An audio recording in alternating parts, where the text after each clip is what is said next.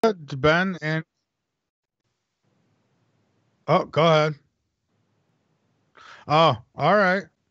And I'm gonna bring Karen on with us, and I'm also gonna bring Patty on with us. So, good evening, Karen. How are you tonight? I am so awesome. How are you doing? I'm so excited. How are Well, you I'm doing there? I'm doing just fine, Patty. Welcome aboard. Welcome back. Evening, evening. I've been monitoring the chat room. Of Well, course that is. it's nice to have you back. I hope you're doing well tonight, and looking forward to talking to you. Absolutely. That sounds like it's going to be a blast tonight, huh? Yeah, absolutely. So I don't know where you'd like to start. I thought maybe a good place to start would be with a little bit of background on you both. And I can't imagine there's too many out there who don't know about you, but you never know. So maybe a good place to start things out. Patty, do you want to go ahead and give your credentials then?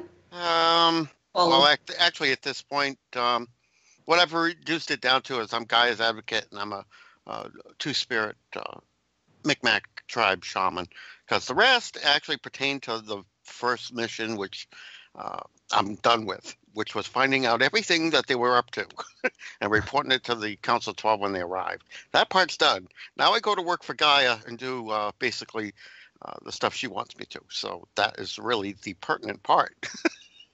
I still have access to all the stuff I had before to put it to actual use in taking these idiots out. I see. All right. Karen? Well, thank you. I've got 30 years medical background. I'm actually the 13th International White Bear for the White Tribes International Clan Mother, which has nothing to do, I'll mention again, with the KKK. Clans means your genetics or your bloodline. So I actually do everything from iridology to shamanism to traditional Chinese medicine. And in behind me, you'll see the scale, which is a radionic scalar wave Rife Tesla kind of machine. It's the Star Trek stuff here. So I do everything from low tech to high tech, remote viewing, medical intuitive, actually it's a colon decolonizing you. So we're colon hydrotherapy, raindrop massage, aromatherapist, herbologist, and most of all, a mom who's, intent on, protecting the children and the water. Life is water. So, it's really about educating people as to their rights and getting people re-empowered. So there's a lot of stuff coming up and helping people through the shift and things like that. So yeah, I still see people on occasion, and education, a lot of education. So we've been getting people back to the spring water, getting them alkalized, getting them, high vibing like we are, getting them on, raw fruitarian sort of vegan type foods and letting go of the old stuff. We've got new things coming up. So let's play.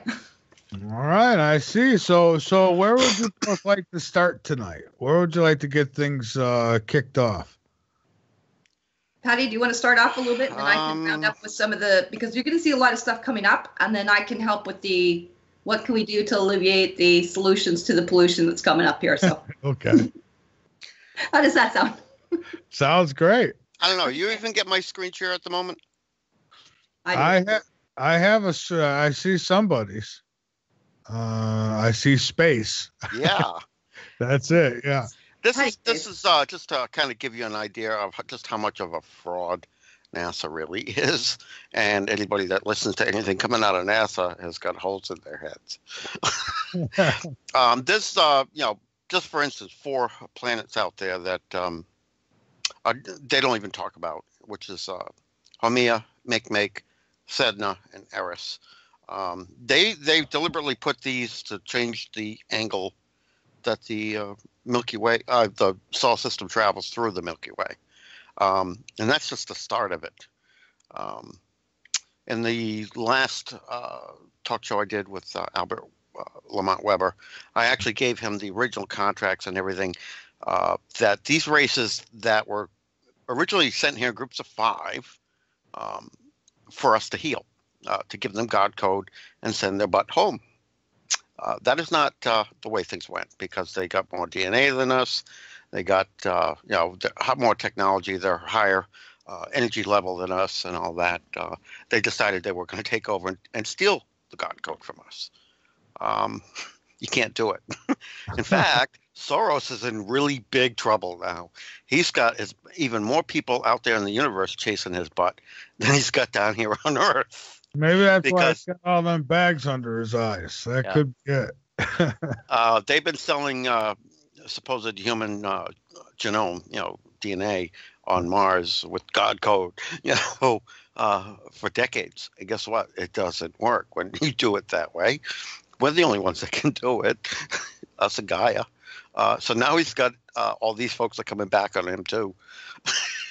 Now, who are they? Who are the ones who are doing this, and who's after Soros? It's kind of like the cosmic joke. There's a lot of races out there, even though they're all the way up at the echo level. They can't graduate and go up the tree of life. First off, there's nobody going up the tree of life who is not service to others. If you're service to self, you ain't going nowhere. I don't care even if you got God code.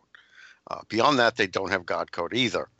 There's a whole list of groups that, somebody higher up on the tree of life in a rather cosmic joke. I'll send you the document here. Send groups of 5, what they call the seedings here. And here's the thing. Not one of those in each group of 5 get along with each other when they're at home.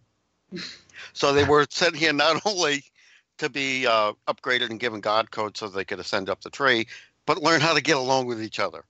So is it any wonder we've had so many bloody wars here, to the point where this is actually the second time we've gone through this, because Gaia went to a graduation date, which was September 2013, plus 200 years. They tried to pull our planet into one of the phantom timelines and use it as a battery until it went dead. And Gaia said no and stepped us back. So this is actually Rev 2 that we're in now. And this is one document out of the main PDF file that shows all the original contracts all the ET races signed when they came here. That's why I turned that over to Alfred, because prior to now, poor Alfred has nothing but what amounts to his hearsay to try and build a case against these folks in court. So I gave him all the original contracts. Oh, I see. All right. So now he's got a leg to stand on. Now this the clan mothers come in, Michael, too, because this clan mother disc and ET disc, or the ET treaties, all tie in together. So Patty's got that to show you, as she did with Alfred. And the primary one with the Stardust, the treaty the Stardust relates to, is the Tudor group, which is Queen Elizabeth's line, and that line is next one to go down.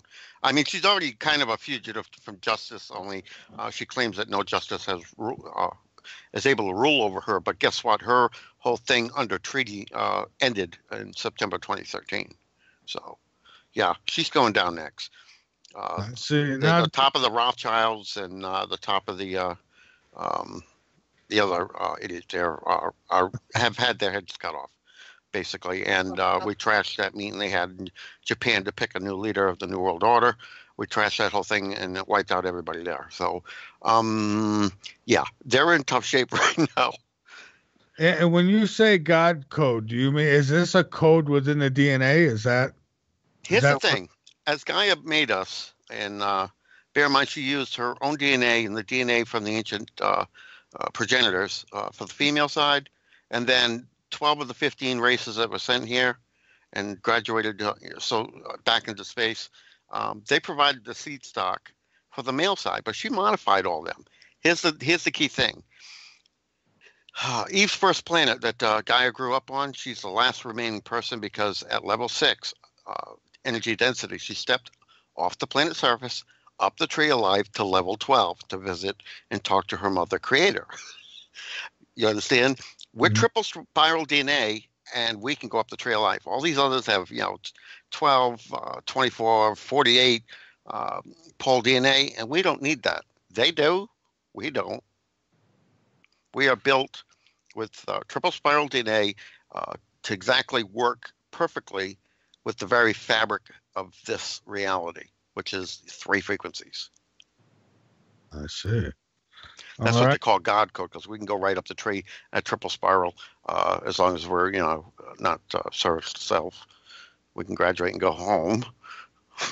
Okay, and I've got a question. I usually don't do questions this early, but I will in this case because I don't know. I'd be curious to hear your answer to this.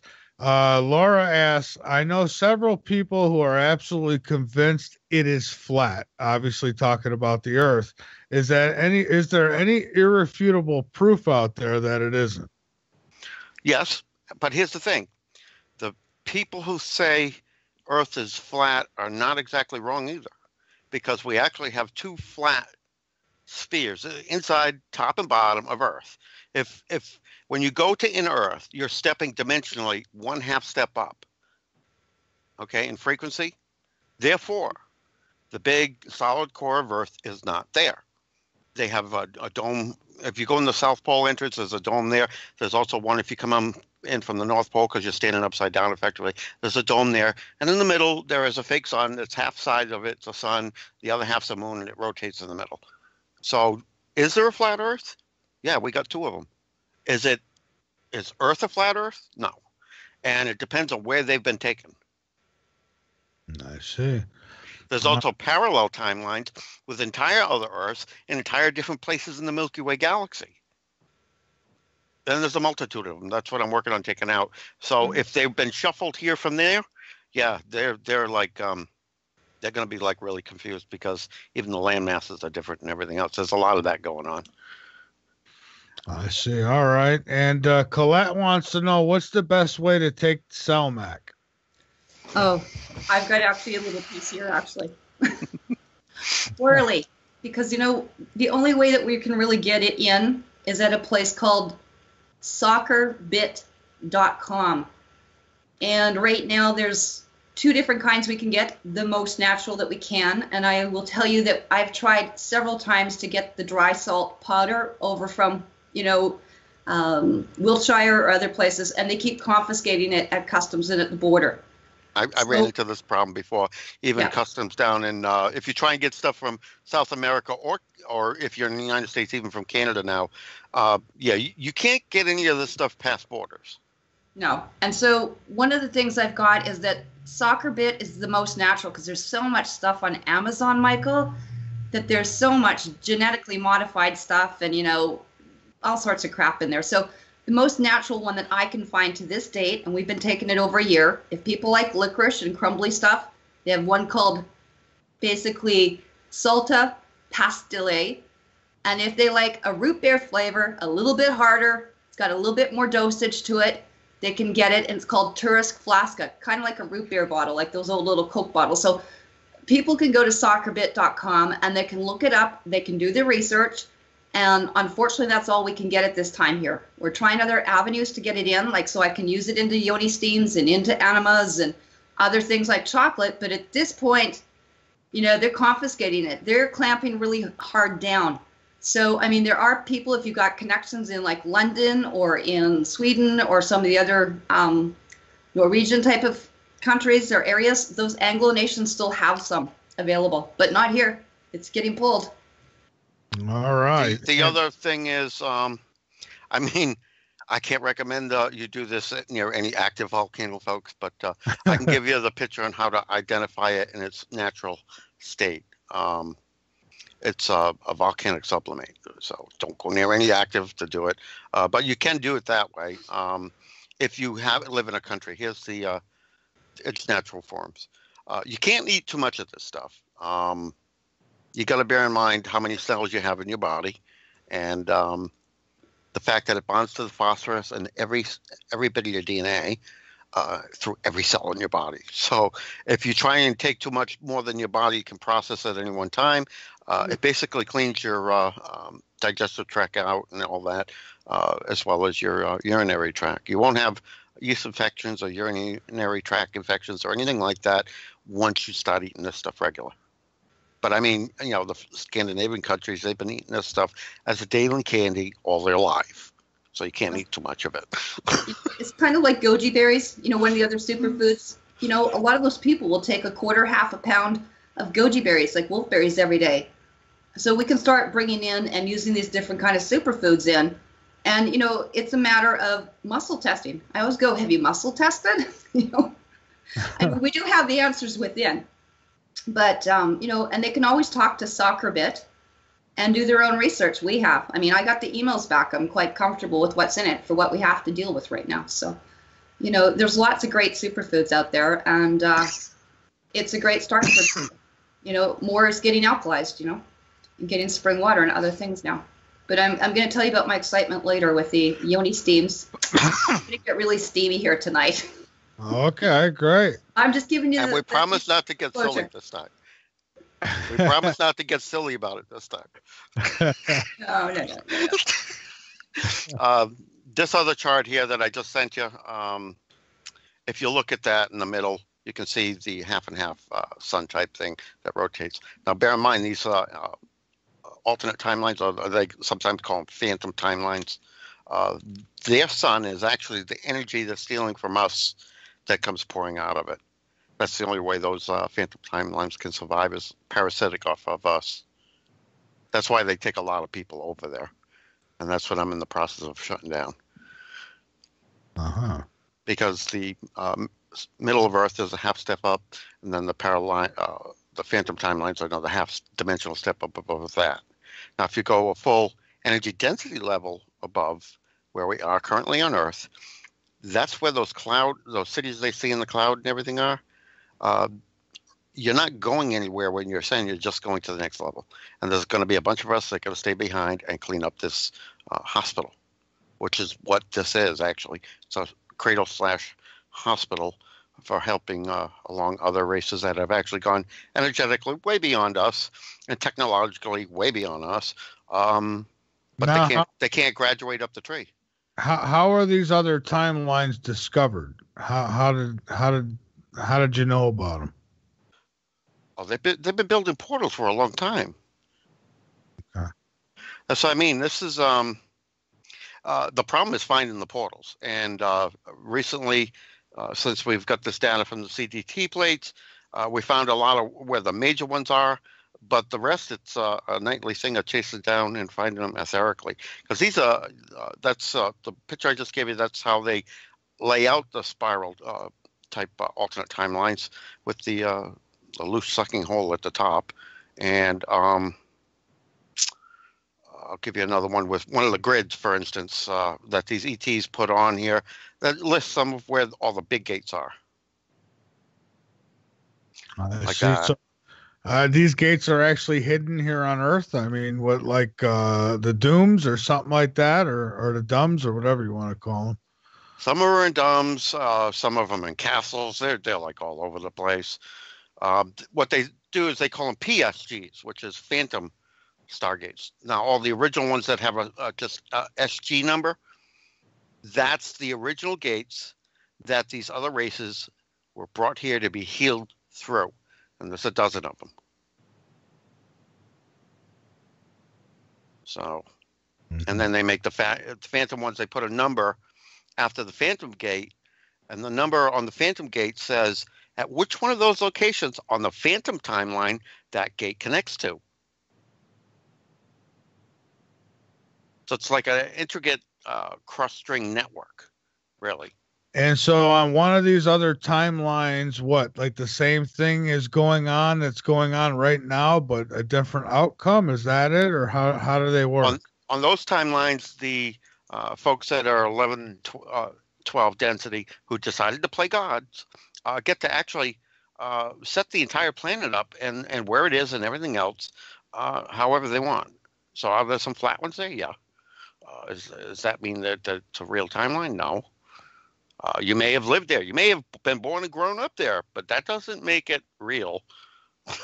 And that's the really disconcerting part. Uh-huh. So as I collapse them, anybody that's capable of, that's not, violently corrupted, I bring them back here. They get shuffled over here, and it gets really disturbing because, like, we had a Cro-Magnon man, because they held like 6 different timelines. When he got shuffled over here, originally he had 6 daughters on his alternate timeline. When he got shuffled here, he only has 4. Nobody here remembers the other 2. So some of it can be really, really disturbing for the individuals. Andy was very upset because he couldn't go to Home Depot and buy the parts needed to make his car anti-gravity capable. Yeah. And we get in arguments with people like this. It's insane. And I track the Mandela effect, as they call it. You know, some of the timelines that get lapped over to bring people and stuff back and everything, and some of those changes get instituted here. There's been a lot of changes to Earth's surface. So some of them are really bad, so I we kick them out. And I have like Gaia motherboards with my power symbol. I throw down on it to kick it back off before anything happened. They've got another Nibiru lined up and everything, and I gave this lecture to the folks in Nibiru Countdown and other rooms like that on Facebook. I know they put all this research in and studied all these holy books and everything to decide when Nibiru was going to hit us, right? Well, the Nibiru that's in the real universe, we killed it, okay? It's dead in space. So they can put in all this energy in, and that's just up these, the dark types alley, because if they can get enough people to put their energy into it, they can lap that timeline here where they got another one lined up, lap it over here, and cause a disaster to happen before we can kick it back off. So then you're telling me the original Nibiru is no longer, and then they're setting up another one? Well, the multiple timelines, they've got a bunch of them. You got to understand, Nibiru, the actual Nibiru that they're referring to biblically, that's actually Marduk in the original, alignment of all the planets in the solar system here, Sol system originally. That's Marduk. Now, how will we know, without getting hit by this thing, how will we know if we're on that timeline that would be affected by this thing? Or are all timelines affected by it? We're on time. This is timeline 0. Welcome to the battle zone. Oh, okay. Is this where Nibiru is? Is this? This is where the one I've already killed. It's run by a semi-insane red plasma AI that we actually physically boarded the thing and killed it. Literally. So it's dead. I got pictures of the dead thing too. I got pictures of it when it was alive. I've got pictures in the Soho. When it kept coming in, it came in like, 7 times. And I got pictures of it through. And we got sick of it trying to attempt to come in here and attack Earth. Here's one of the pictures when it was coming through. I've got pictures of it in color too, because the Lascos don't give you any actual color. It's just, blue and white, basically. The original color one is this. And I can show you the dead one. It's just floating out there in space. It's not that far from Earth either, because we killed it while it was actually in range of the cameras on the ISS. So, we got pictures of it dead. Now, dead meaning what? Is it still moving around out there? No, it's just dead in space. And actually, this is a shot of when it was almost completely dead with the Civil Legion group inside killing the red plasma. Okay. It's dead now. Matter of fact, we had it towed away from Earth anyways, just so it wouldn't be hanging out there. Now I gotta ask, who? When you say we, do we have like is there a fleet out there that is doing this? I mean, who towed it? Who? Civil Legion group. Here's the thing: when the Council 12 showed up, which is 12 races, who sort of elect themselves to be the control group for the Milky Way, and the Council 5, which is the 5 races that make up the equivalent of the Galactic Cops. One of the Galactic Cops is the Solly Ray Gray, who have been down here politely asking humans for genetic code to repair themselves. They actually did it the right way. Even though they weren't one of the original groups sent here. The Council 12 did the meet and greet with all the so-called world leaders who were all hybrid aliens, and they snuck them a Mickey. Basically, when they did the handshakes and all that, they transferred blacks, semi-sentient goo, and kind of kabobbled the whole mess of the leaders of the Council 12. So while they are doing some effective stuff out in space, they're not doing much of anything effective down here. Now, the Civil Legion, there's another group that had them get involved. They made contract with us and the tribes for mutual assistance and things of that nature, and they've been helping out. Beyond that, we have the Race Lang, who are the first race to actually visit Earth once our containment shield was down. Everybody thinks they're the Fae, but they're not. They're only about 3 feet tall. They're kind of blue-colored, and they're helping out here because it's the right thing to do. But they do all their own investigation and take out the bad guys here on Earth because none of the cabals or anything got anything that can even lay scratch the paint on their craft. You know what I mean? They're pretty much impervious. So the little ships that you see, blowing up that base in Texas completely silently, no less, not a sound. You see all the explosion and everything, no sound. They're the same ones that took out at Area 51 and S4 and took down the shield over the South Pole hole. And, they've done a lot of stuff. Now, what do you mean took down Area 51? It's not there no more. It's not. It's still there, but they blew up a lot of the surface stuff. Matter of fact, one of the folks that camp out by the mailbox, as it's called, on the road to Area 51, actually videotaped the whole thing.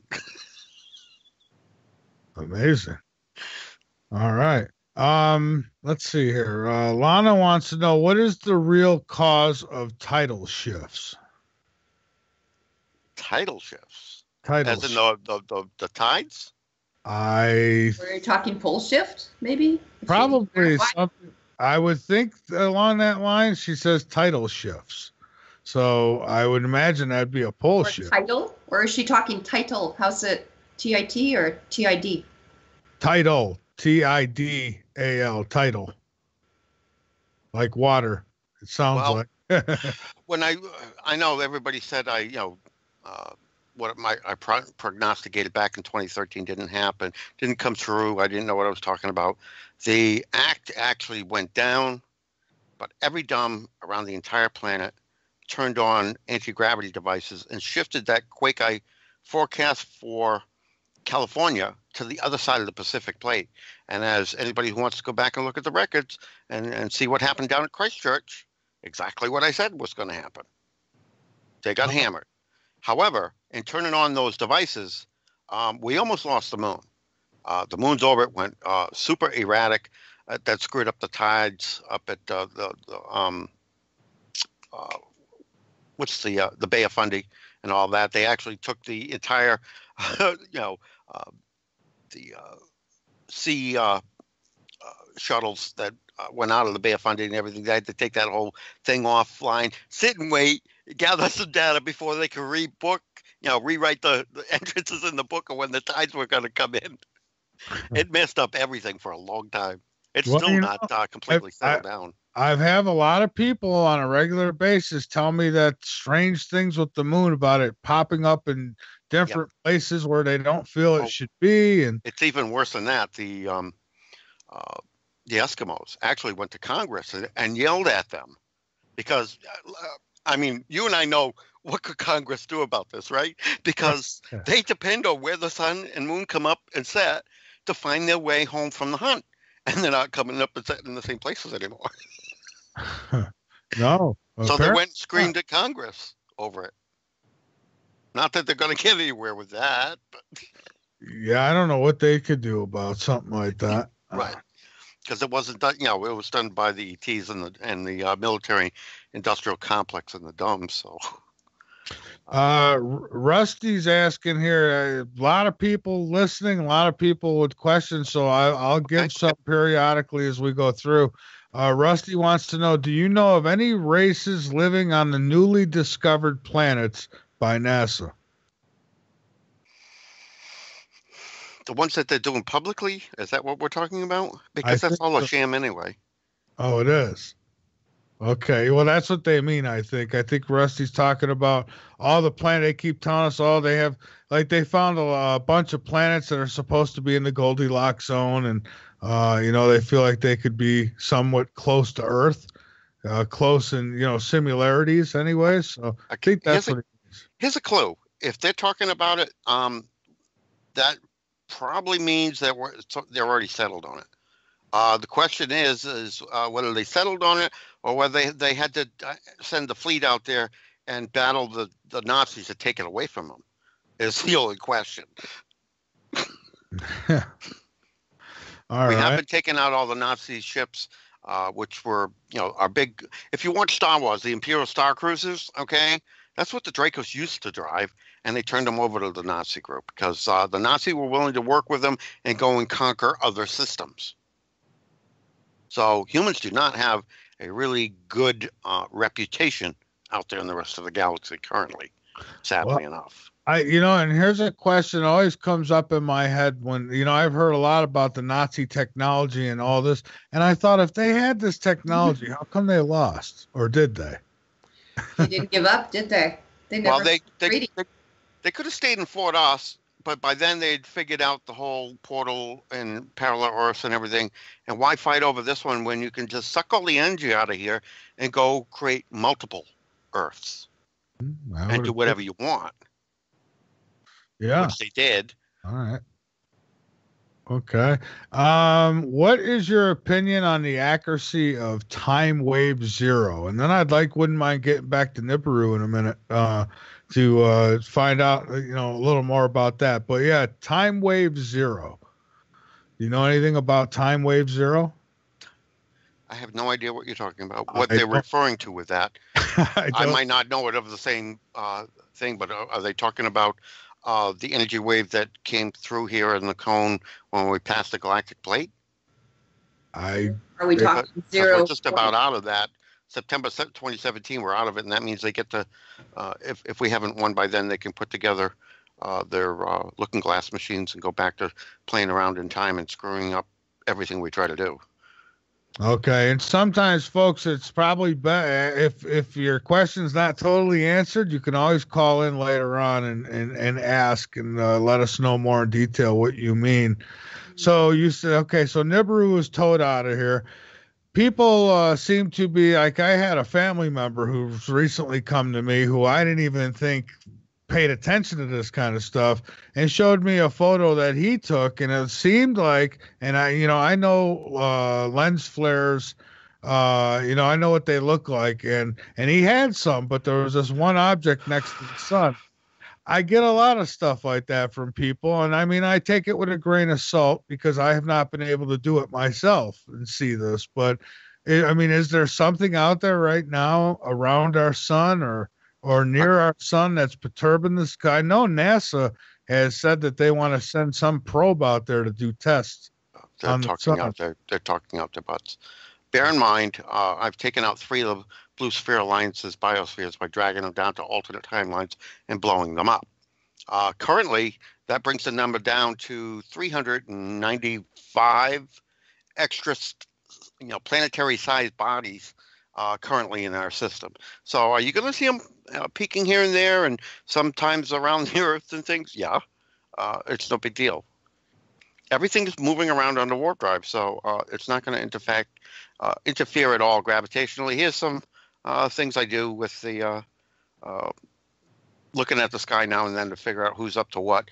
In that one, you can see our sun towards the middle, and up at the top, that's the Blue Kachina, and all those green ones are other what they call exoplanets currently in our system and moving around. So there's a lot of them.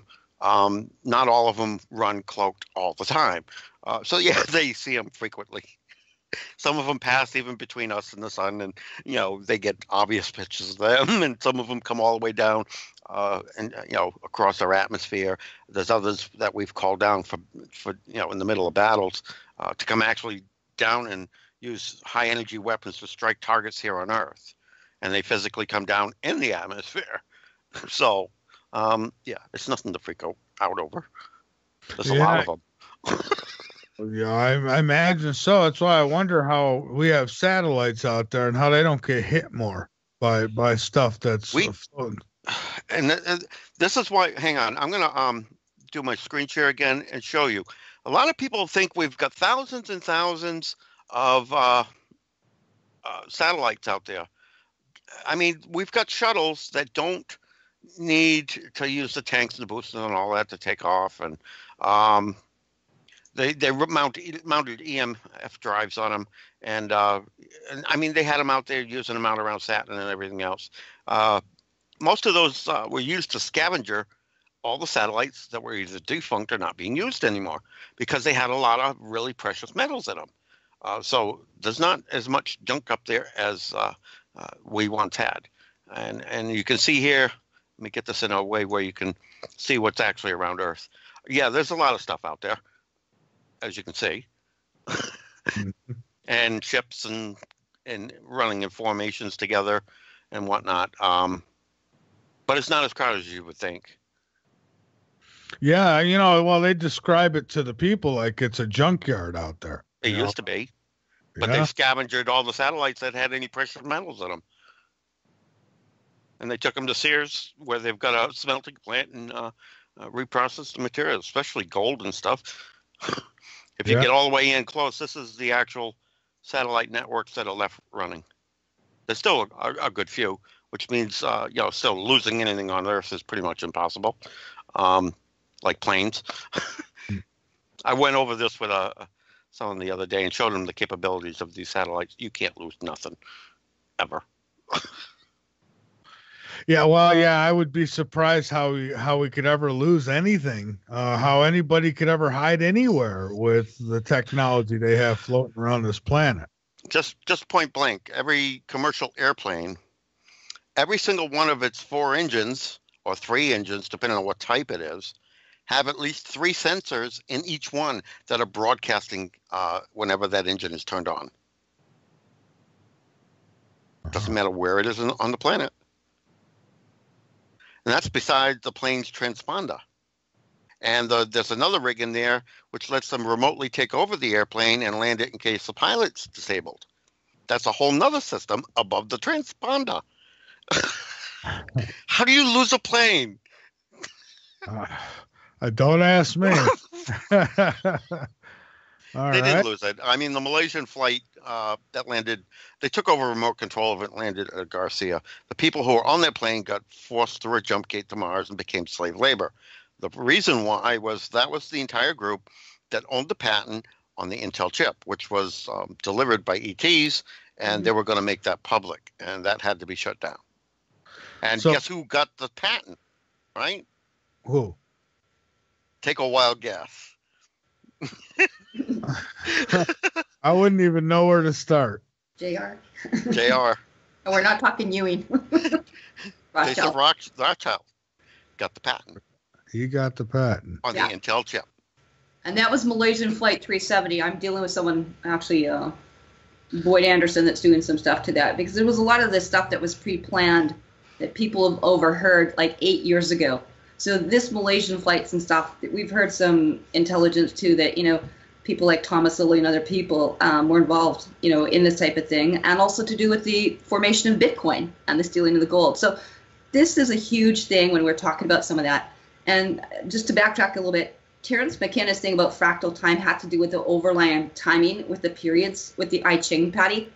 So we're in different time periods, and it's not just the Mandela, but as Patty's talking about, we've got overlaps and time gaps, and that's actually what Patty's trying to shut down with the forces right now that are creating a parallel dimension or a parallel Earth, or, I mean, we're seeing all sorts of things. Islands showing up, hey, Patty? I mean, Yeah, what is it changing in our reality, or, what we knew yesterday is different today, and that's something to actually see some very cool things changing right before our very eyes, and people's systems are changing genetically as the different frequencies and the gamma rays are coming in too. So that's why I want to address a little bit of this, because people are literally having physical changes with all this too. So. Well, this is just, it's mind-boggling. So then on Mars, then you're telling me that on Mars that they actually transport, I guess you'd call them slaves. What else can you call them? Yeah, they got 40 big manufacturing cities. And this is what I tried to explain to people.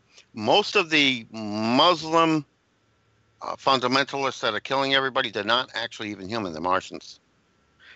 Obama went out there, spent 2.5 years, made an agreement with them for equal real estate here on Earth, because the cabals were tired of paying rent on Mars for their 40 big manufacturing cities, plus the human genome showroom floor where they sold DNA to other races. And Michael, this is an example I'm putting up in the chat room. This is actually a clone of my child. And this has to tie in with the human trafficking. And that's what got me involved very much, like the Pizzagate pedophile thing, is that when my children are about 3 and so in that age, they started disclosing that they were being molested by the lawyers and by the different, people up in Saskatoon here involved with these things. And there was a huge case called the Martinsville case. I don't know if you ever heard of it, but this is the type of thing that we're finding. And this is why I really challenge parents, especially the mothers. Those are not necessarily children. They could have abducted them. They could be in gray bases, in Anshars. All sorts of things are going on. And this is something that I picked up on a Facebook.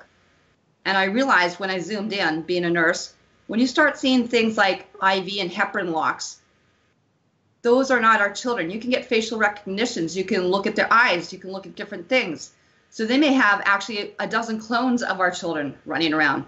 And again, keeping them for breeding purposes, for molestation, for raping, for loosh. I mean, this is going to end. These bases have got to be shut down, flooded out, and these people removed. So this is a huge thing. And I mean, I've lived through 20 years of this right now with the pedophile rings up here. So your kids were actually kidnapped and then cloned? Yeah. Wow. I've got her actual daughter. I teleported her out of an actual dumb. They were fixing to take her off world to do something to her, snatched her up and moved her to Avalon to get her out of the whole mess here. And so, like a lot of these things, these children are taken and abducted, and again by the system. And like in my particular case, as soon as the children started disclosing, I did make the mistake. I went to the psychologist, I went to that, and I found it was all tied into like Pope Pius X. We had the Jesuits involved, we had the court people involved. I was on the inside. My ex was the lawyer, John Kwok. He had a law firm here. And there was lots of things going on that I heard and overheard that I didn't piece till later, about killing kittens and the Pizzagate slang and these children, being actually like so reddened in their vaginas or things like that, or, going in and these lawyers having almost like Caligula, like spirit cooking fest. That's what the children were telling me 20 some years ago. Yeah, but back then, I mean, you got to understand the control matrix. They had the judges in this. They had the cops in this. They had the psychologists in this. Yeah. So all she did was basically walk into and say, I know what's going on, and then she became a target. Because you couldn't do it like that. That's just painting a big circle on the back of your head. and so Karen, you did get your kids back though. Actually, no. You know what happened is that they were able, even though the court is a joke, the custody orders are a joke, and this is where I learned about the straw man and private. I mean, that's all crap anyway. Once you learn tribal law and the power of the women and coming back into who really runs what on this planet. And this is the first time we've had someone to step into this in over 1,600 years. The authority of a clan mother has not been put down and authorized other than anyone by me since 408 AD. That's a long time. So the children, when I went to actually the system and I told the police, they it was 5 minutes. I hadn't gone through 2-3 pages, reading, and they had them out to the back door to him. It was a total setup.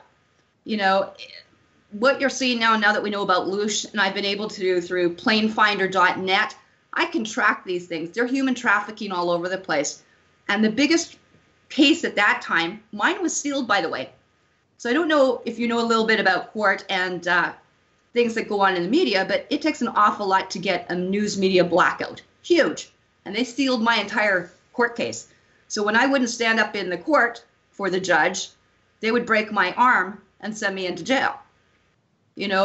And I'd be going when the children started disclosing their father was shooting a gun at their head.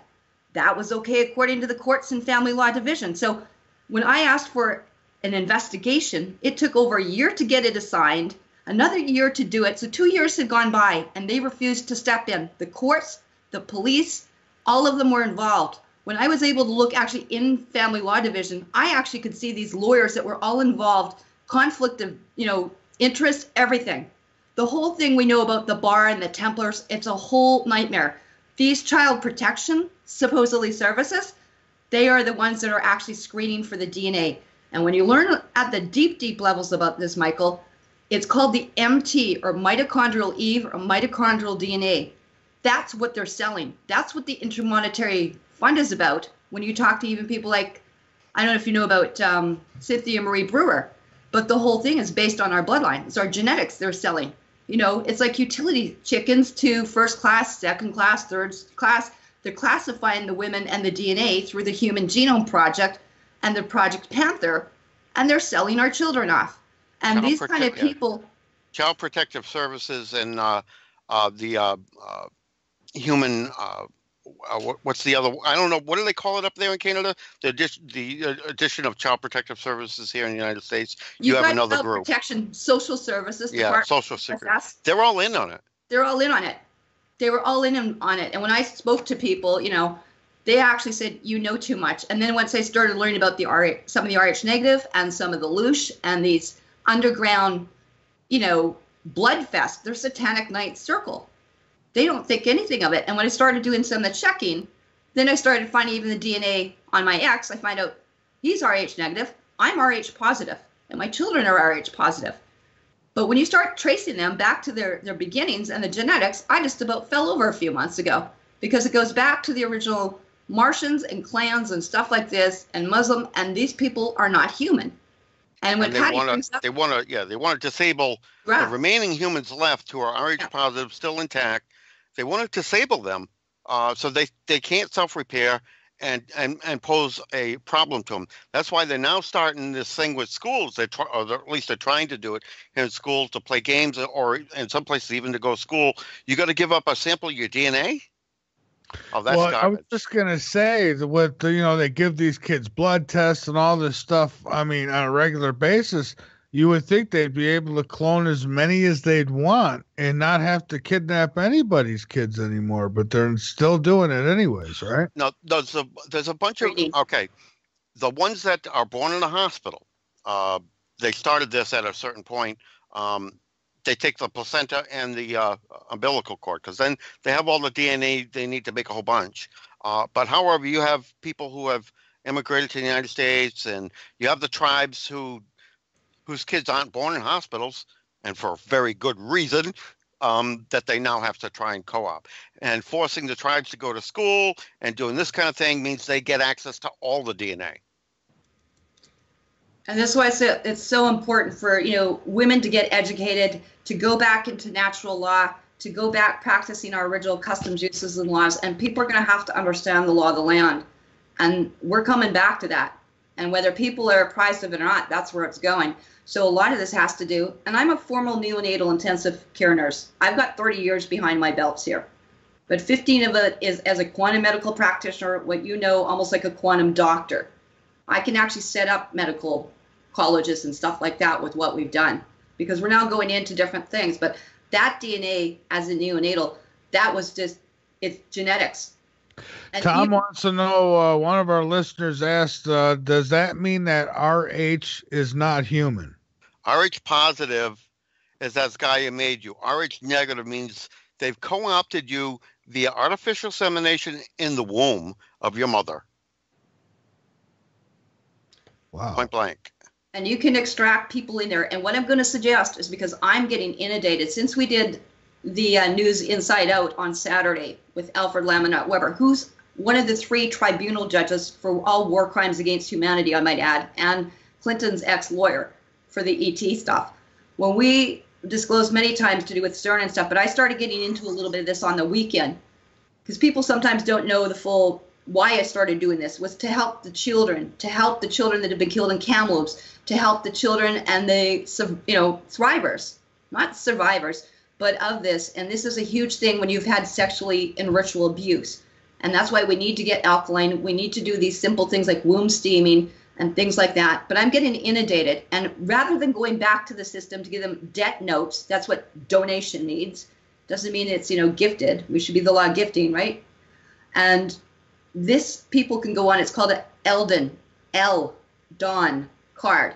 They can go actually onto Amazon and get their own typing within, it's like 4 drops of blood, and you can tell your blood type within minutes. The more extensive stuff is called an MT or mitochondrial DNA or the mitochondrial Eve. It's so-and-so begat so-and-so begat so-and-so. Behind the nations by international law at the Hague Court are run by clan mothers that are comprised of, you've got tribes and clans. It has nothing to do with, like I said, the KKK. It has to do, clans means like your gin, like, your kilt, your tartan, our bloodlines, our stripes, all that sort of stuff, our shields. And this is what we've got to come back to. So a lot of people don't realize how simple things can be used because, Michael, think about it this way. When these children are raped and molested, or women having multiple sex partners, okay, is that the ejaculation and the foreign material or alien material is not any different than a vaccine. They've been vaxxed. And I mean XX, that's XX and XY chromosome. That was deliberately done, and that's part of this super soldier program, even that Max Spires talked about before his demise. And a lot of us were actually all involved on an international level to assist to bring this to fruition and bring it out into the public. And so my thing is to actually use the essential oils and use yoni steams, and I'll talk about that, and vag pearls for men, women, and pediatrics, because we can actually start steaming these things out without going, too much invasive. But we need to get it out of what's called the messenger RNA, because abuse is an emotion that's transmitted. And we need to get people, these viruses and bacteria, just like a computer program, out of our genetic DNA so that it's not passed down. And that comes back to, if I laugh, like the first night rites. This goes back so long, so many generations. People don't even know what normal is anymore. And that's no different than the bride price. That's no different than maybe, John Quacker, their father, sold Allie for whatever purposes. I mean, they sell for coke, they sell for whatever out here, Yeah. These guys are corrupt, some of them, and they've got to be stopped here. And, I'm sending you some samples of what we did with the Egyptian pharaohs to trace lineage and stuff, and how that's done using DNA. And you can actually even do a test there and say who's got what innate diseases and all kinds of stuff. But and this is what they're trying to do now publicly, is get you to willingly submit your DNA so they can tell you what kind of possible birth defects you've got. But bear in mind, all these birth defects, if we restore our third DNA, our third pole, and undo it, all these birth defects were introduced by the Anunnaki, and they're meddling with us at the DNA level. Both them and the Dracos before them is what caused 250,000 genetic screw-ups, basically, and they just didn't care. They were just doing that to clip us of ability and make us a better slave race. People talk about these black-eyed children. Could that be part of that? That's part of it. That's gray DNA does that. Gray DNA. Okay. Yeah, the gray. Great. Gray aliens. The Zeta Reticula group. All right. Well, listen, we've got to take a break here, so let's go ahead and do that, and then we will come back and talk some more. I've got a ton of questions from listeners, and we've got someone sitting on the phone lines too. We'll get to that all when we come back. So everybody, hang in there with us. Yeah. Can I go a little deeper into the DNA issue? Seems like we got a whole bunch of people pouring questions into private messages on that one. Okay, and we are back. So yeah, I've got a lot of questions here. We've also got a caller on the line. So how about this? Let's go ahead and take the call. Okay. And we'll get that one out of the way. In Indianapolis, we got 317 area code. Who we got on the line here? Hi, this is Clarissa. Hi, Clarissa. How are you? I'm good. Thank you for asking. 2 questions. Hi, guys. Well, one statement I really wanted to find out. I'm always looking at these commercials where they're asking constantly for you to send in your DNA samples to find out your family lines and family ties and whatever. And I really feel that's a way for them to really just get hold of who's out here and what's really going on. So that's one statement I wanted to point out as well. But also, there's something else too that I wanted to talk with you all about regarding the association between Sophia, which you all brought to my attention when you mentioned Sophia in your last interview. But Sophia and Lilith, what is the connection between the two? Are they two of the same, or No. what's the situation with that? Sophia is the grand creator of all. In other words, if you look at Laniakea as a whole, and you got the great attractor on one side and the great expeller on the other, this is only one level of multi-levels, okay? The Big Bang Theory is garbage. Sophia is a grand creator of all, and way up the tree of life, even the highest I've talked to is level 22 up the tree of life, and they don't know anything more about Sophia than we do. Lilith is one of the folks that bred down here, one of the so-called fallen angels, as I call them. It's one of the seed races that came here to be fixed that actually, started doing an awful lot of awful things. And, the whole Adam and Eve thing is actually an ET race group trying to do their own thing, separate from what they were brought here to do under Gaia's direction. Right. They tried to start their own little mini race. And that's the Adam and Eve and the Lilith thing and all of that. That's all these groups that, there's been multiple battles over who's in charge here through the millennia here. We're talking 976,000 years is one run through, this current run through, and this is run 2. Okay. Will there be more runs after this? No, Guy and I have come up with option 3, and we're nipping this in the bud. Okay, good. And the issue with DNA, the new cell phones and the new high-speed internet access is blocking Gaia's broadcast, which is mitochondrial 10 code, and it's to do repairs. She's broadcasting it to males and females alike that are human to do repairs back to factory original. Now, bear in mind, you Rh negative types. There are 12 races that if in their breeding programs they've crossbred you in again. The reason you don't have an Rh positive factor, that it denotes your the human race's original birth via the great apes. They played the host mother where Gaia put together eggs from herself mixed with the progenitors and the star seed, which is the male seed, after she modified it and put it together. The great apes played the host mother that gave birth to humanity. But bear in mind, the Rh factor is something Gaia built into the great apes, which gets delivered to anything they give birth to, which is actually like an anti-tamper program. So by going Rh negative, that means your anti-tamper as given by Gaia originally is gone. Now, whether Gaia can fix you or not depends on just what race you were crossed with and by artificial insemination in the womb, or your mother was, or somewhere back in your history, your family line's history. So if it's one of the races that's not one of the original 12, I don't know that Gaia can fix you. Oh, wow. Okay. Well, I really appreciate your help. Thank you so much. I'm the one that sent you a couple of pictures a couple of days ago. And okay. I'm just so new to all of this. This is so exciting. So I really appreciate your help. And I had to figure out now how to listen to you all on Skype and not just on the phone. So, here's one of the things. If you can't ascend, all right, if because of what they did to you genetically means you can't ascend, then you go in the recycle bin. We're getting all these idiots taken off, out of the mix.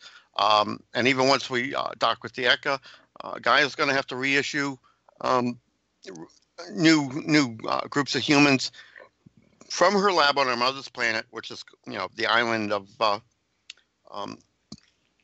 God.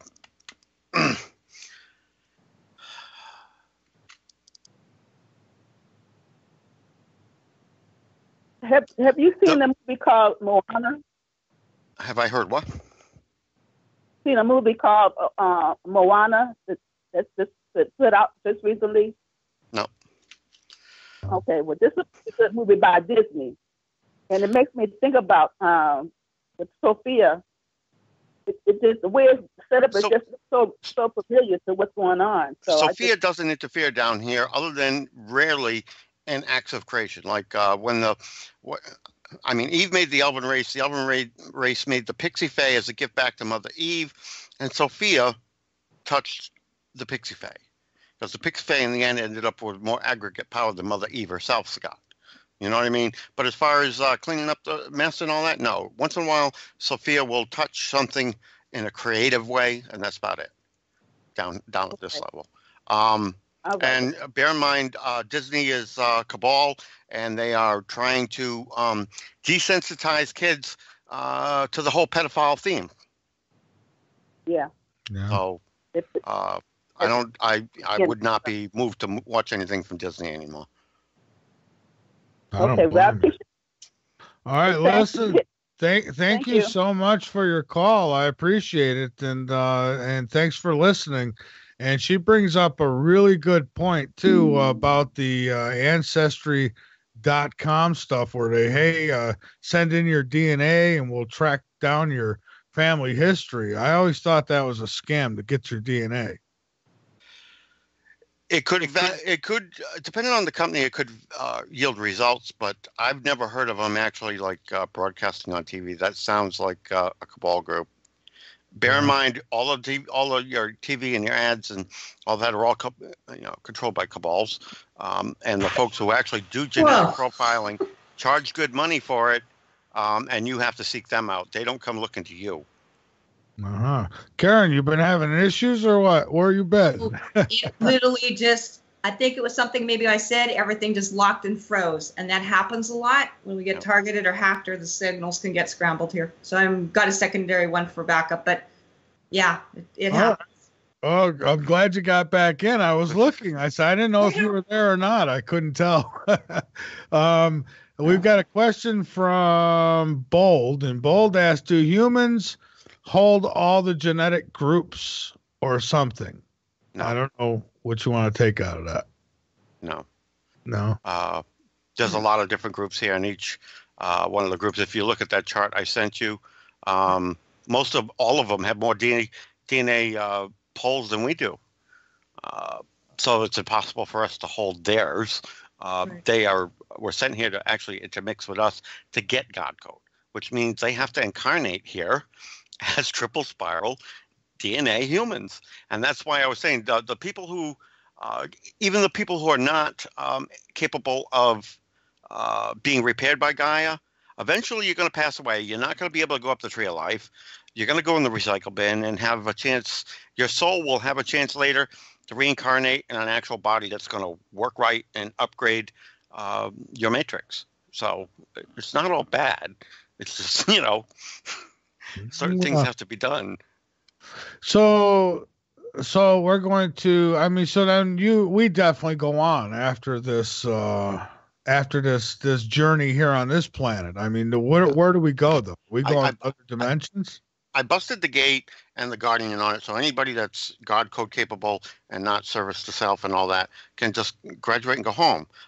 Those who are not down here on tethers, so to speak, that are not already ascendant beings, they set up all these stupid recycle bins, which they call by a multitude of names, Elysian Fields and Purgatory and all kinds of stupid names for them. Depends on which religion you bought into, which is which group of ETs sold to the mass public consecutively. I see. When you say recycling bin, I think of a computer program, like someone sitting at the desk and they just say, never mind him, put him in the recycling bin. Yep. It works much the same. Basically, you're not in the operating system anymore, but you can be pulled out and put in a new avatar type body, new incarnation. Yeah. All right. Colette asks, is there a good textbook we can get for reference? Anything recommended? Now, reference to what? I wouldn't know. So I don't know. What? Say that again, because I missed. Is there a good textbook we can get for reference? Any recommended?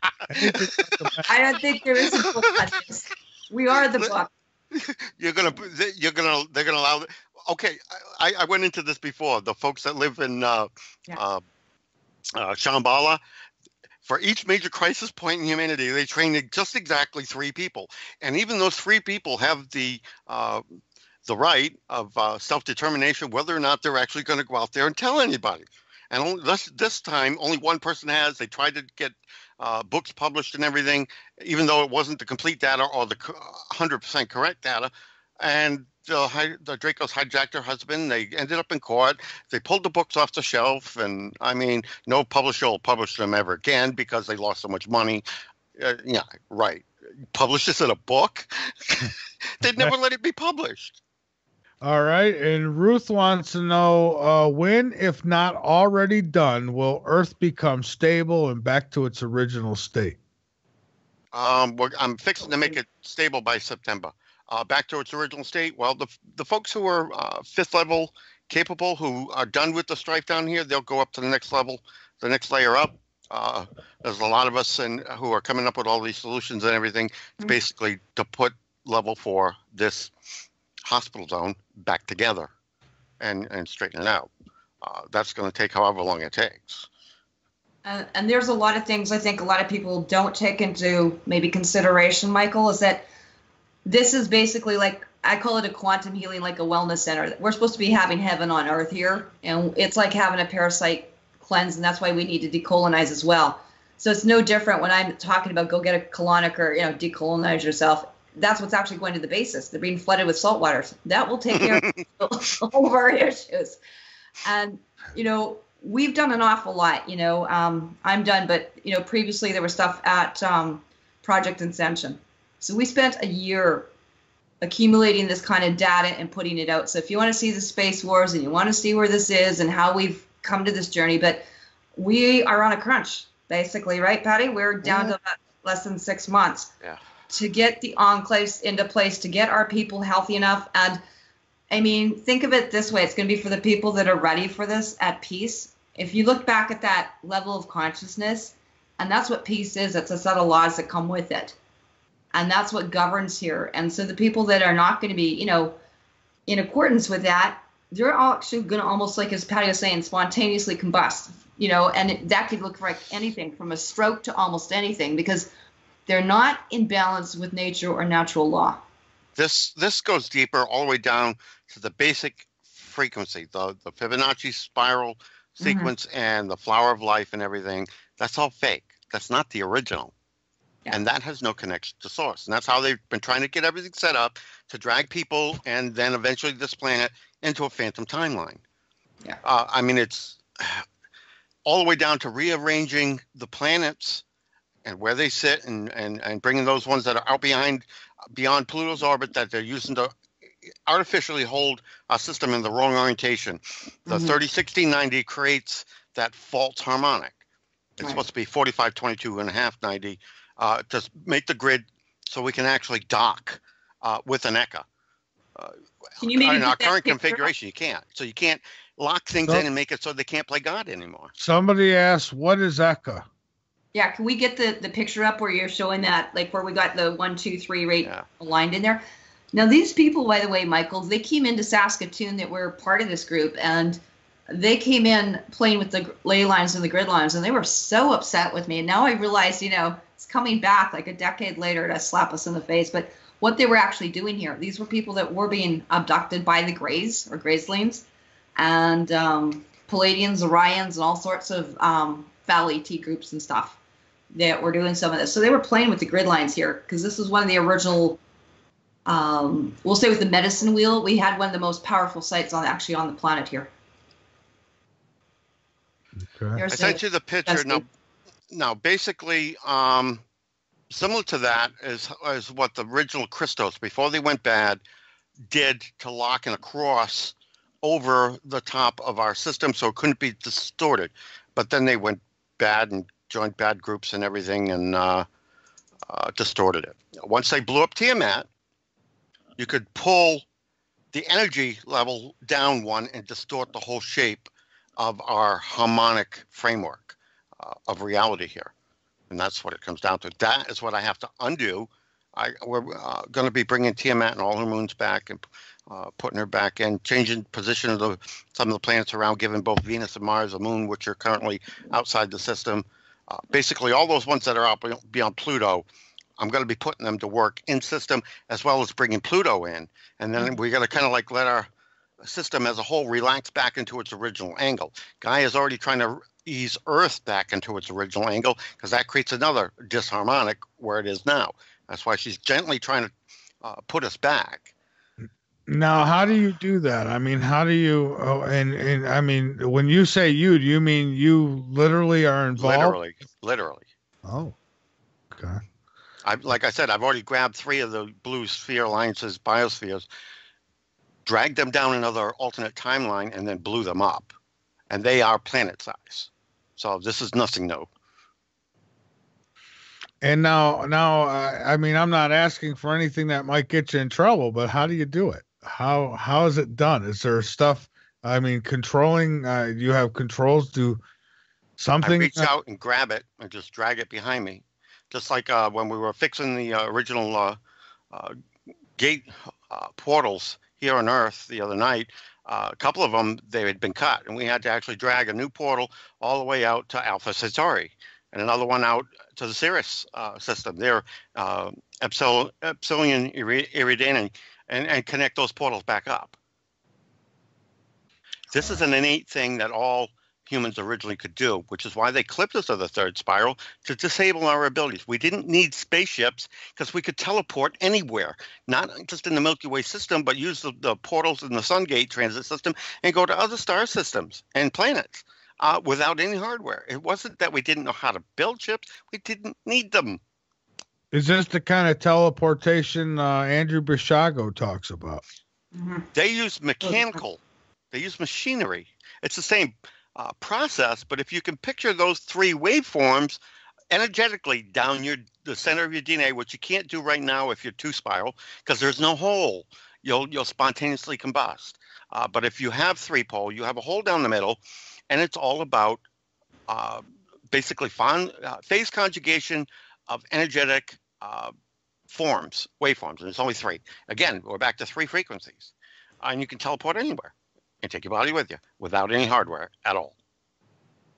All right. Wayne wants to know, do you think we will be destroyed by this planet that is approaching, and do we have technology to knock it out of orbit? And some of these questions may be going, addressed to what we were talking about earlier. It's just there's so many of them by the time I get to them. That's just the way it is. But so what do you think? Were we going to be destroyed? He's talking about Nibiru. We already killed that. Yeah. Again, the other issue, there is another race that was that's heading here that wants to actually usurp all the action here and take over.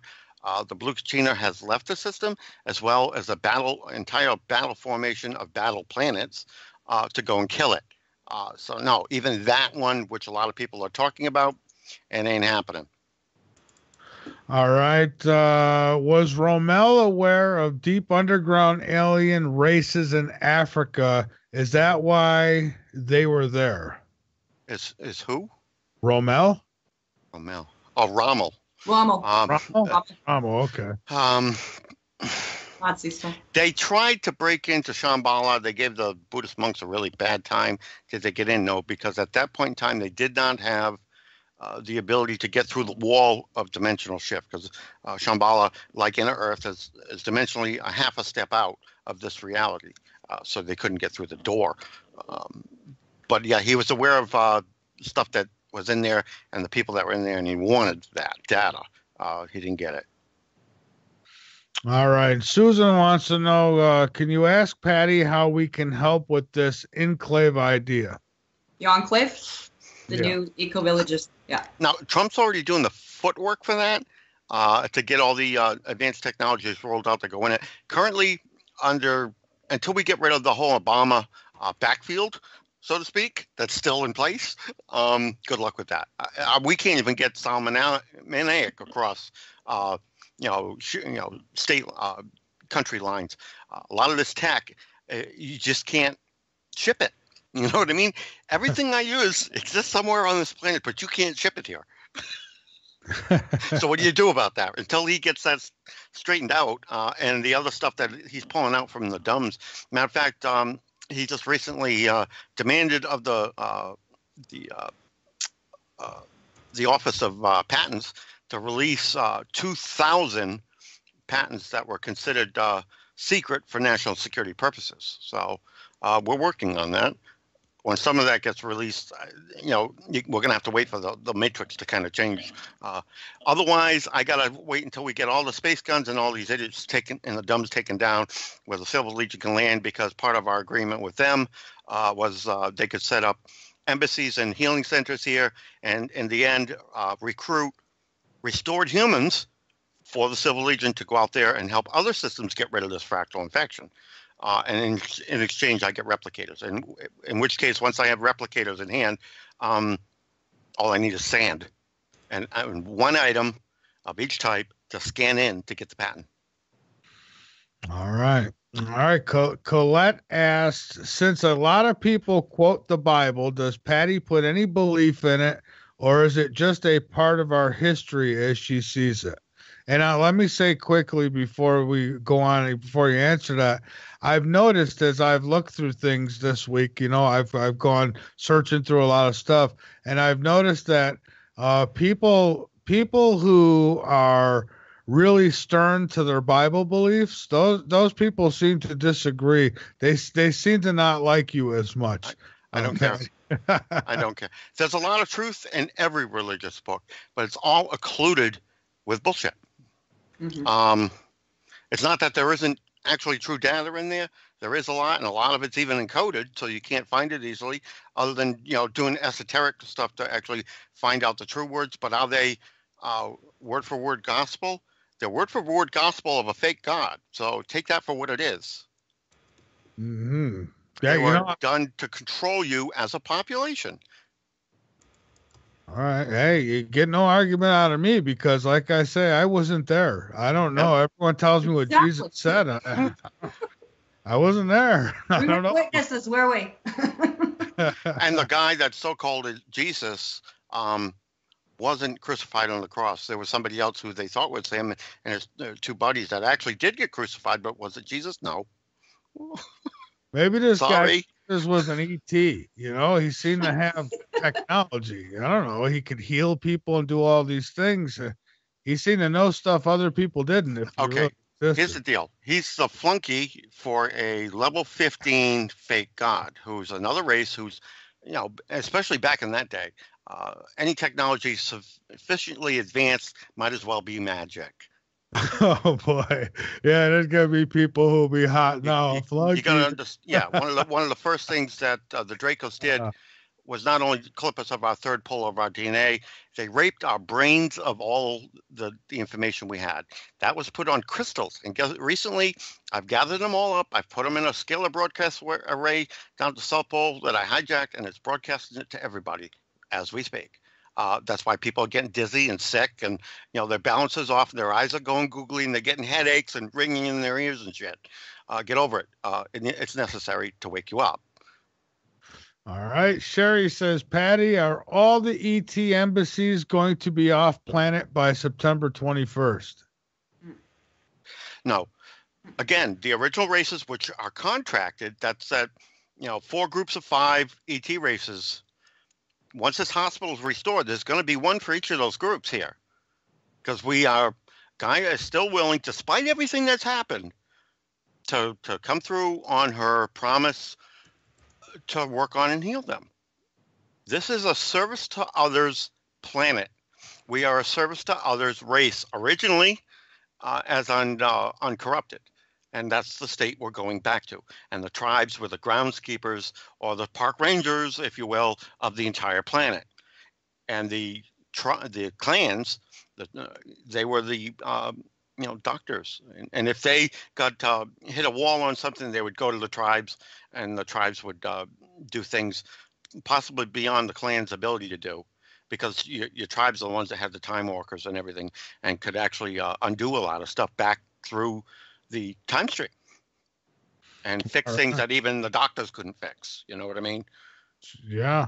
All right. And folks, don't call in on the Skype number. Not taking calls that way, because Skype they've screwed me around basically, and I can't take calls like that. So if you're gonna call in, you call 803-339-2559. I know there's some who are trying to call the Skype line. We're not taking calls that way. Don't even do the Skype ID. Ignore that, as a matter of fact. Because what happens is, if I take a call, it puts my guest on hold.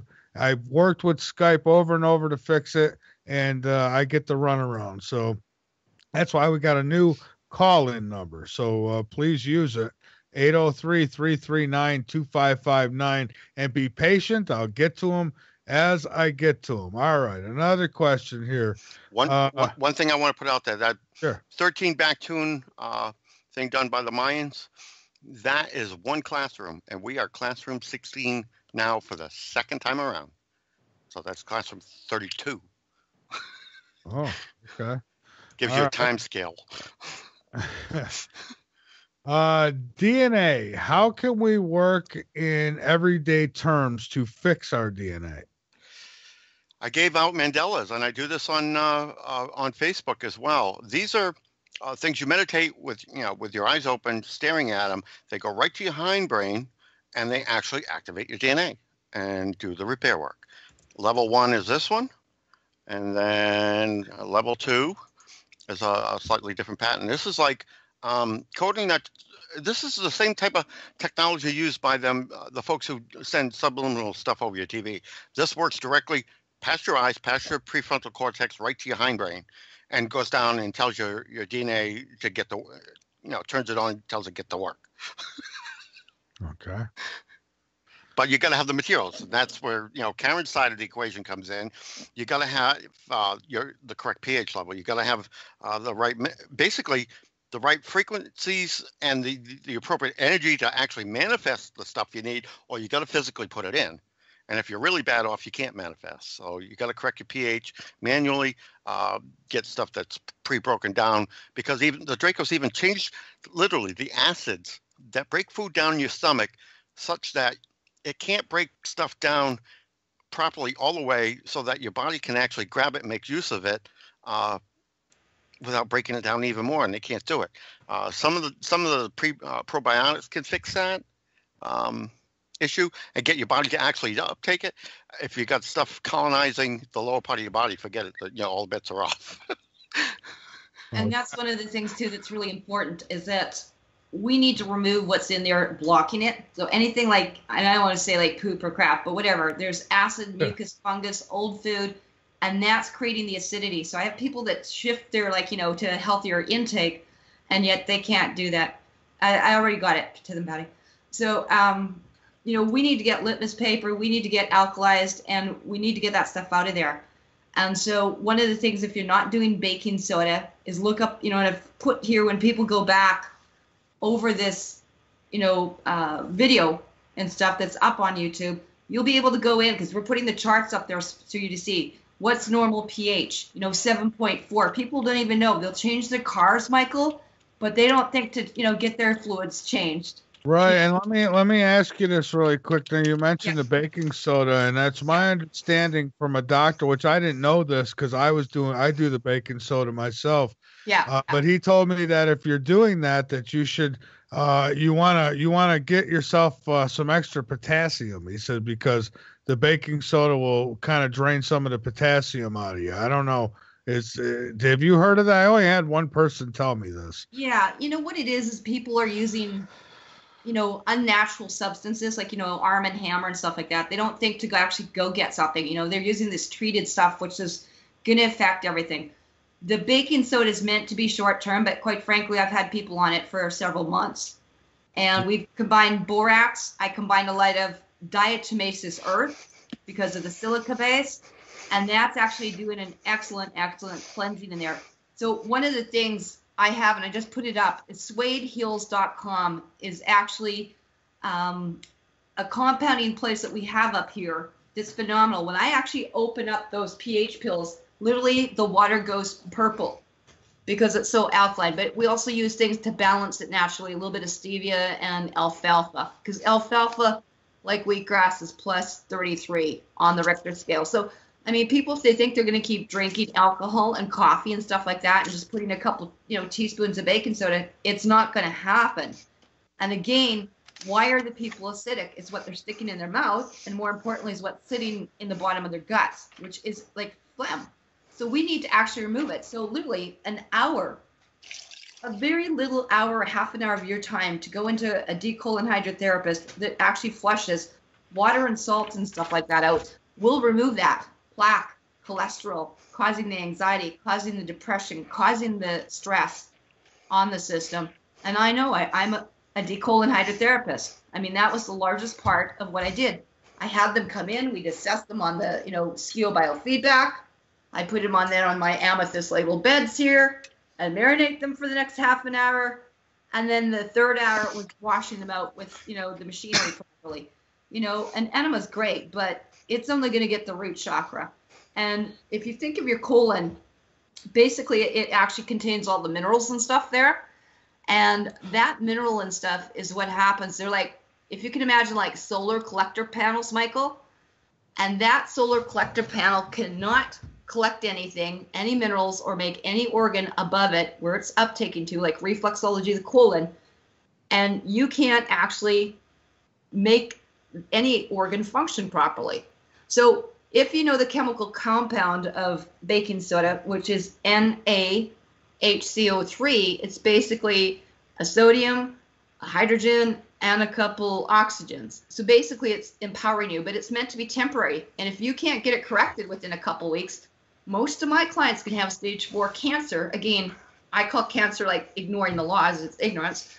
But what you're doing is that baking soda, as little as probably a quarter cup over a few weeks, will reverse the fungus, the amoebas and stuff like that, at least give you a better chance. All my clients reverse gangrene, depression, high blood pressure, cholesterol, stress, everything. I could tell you my father-in-law, he was diagnosed with bladder cancer, and my wife and I gave him for 3 weeks, he took the baking soda, pure baking soda with the blackstrap molasses, and he did it for 3 weeks. He went back to the doctor, and they couldn't understand why it wasn't there no more. Yeah. If you can't buy stuff, go out in the woods. One of the best sources for curatives is trees. Well, trees and plants. Yeah. Trees do an amazing thing. They actually defy the laws of the space-time continuum in making their process of photosynthesis. They try every pathway simultaneously and always take the shortest path to get the job done. However, here's the thing. These chemtrail spraying, the aluminum that hits the ground changes the ground's pH, and the trees are dying. Despite what they can do, you screw with the pH, you're heading for death. And that's with anything, really. Yeah. Anything a lot. Yeah. So, So Daisy asks, I don't know, we're going to kind of probably jump around here, but Daisy says, will humanity as we know it survive the next 5 years? And lastly, will Vault 7 WikiLeaks give us the push to a disclosure, whether soft or full? It has to be rolled out in a way that's not going to get everybody killed. Until they take the cabal down, like I said, we're already rolling out. We're already in the process of making manufactories all over the planet with things like liquid solar technology, which is more than 10 times better than solar panels. That you could put on. You put it on like paint. You could put it on any one house, and it'll do 3 houses plus the street lights. Okay. That's how good this stuff is. These plants are actually gearing up for mass manufacture in every country around the world. This is not going to be for the cabals and the rich only. This is going to be for everybody. Things like that are already going on behind the scenes. Okay. Is there going to be a transition period?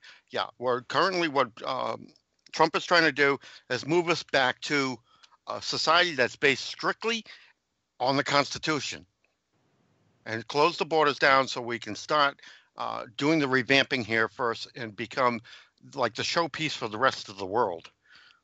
But we got to get rid of all these pedophiles and the entire ET-backed cabal and the ET-backed military-industrial complex.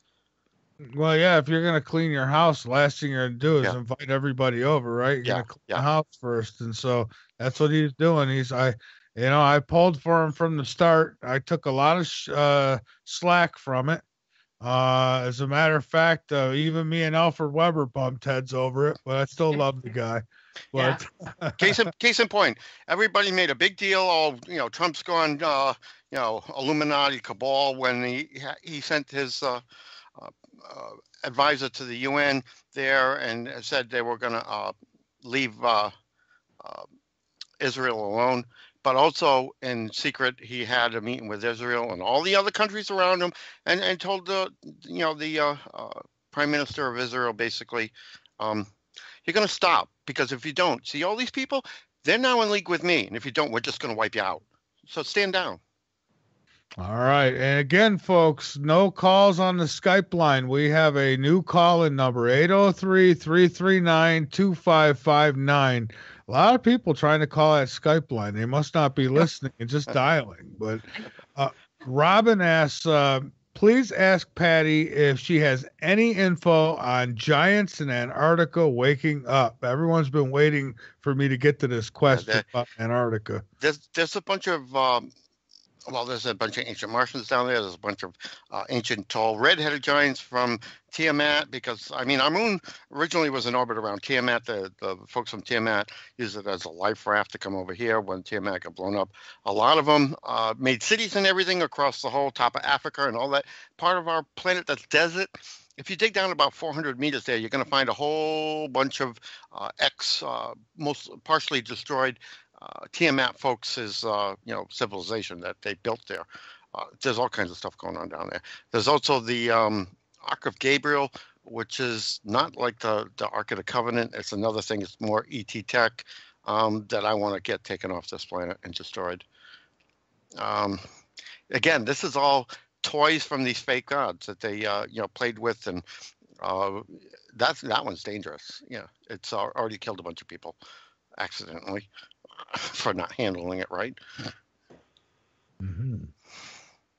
Yeah, that's one of the things too that we're seeing, is that there's so many changes going on with so many different people.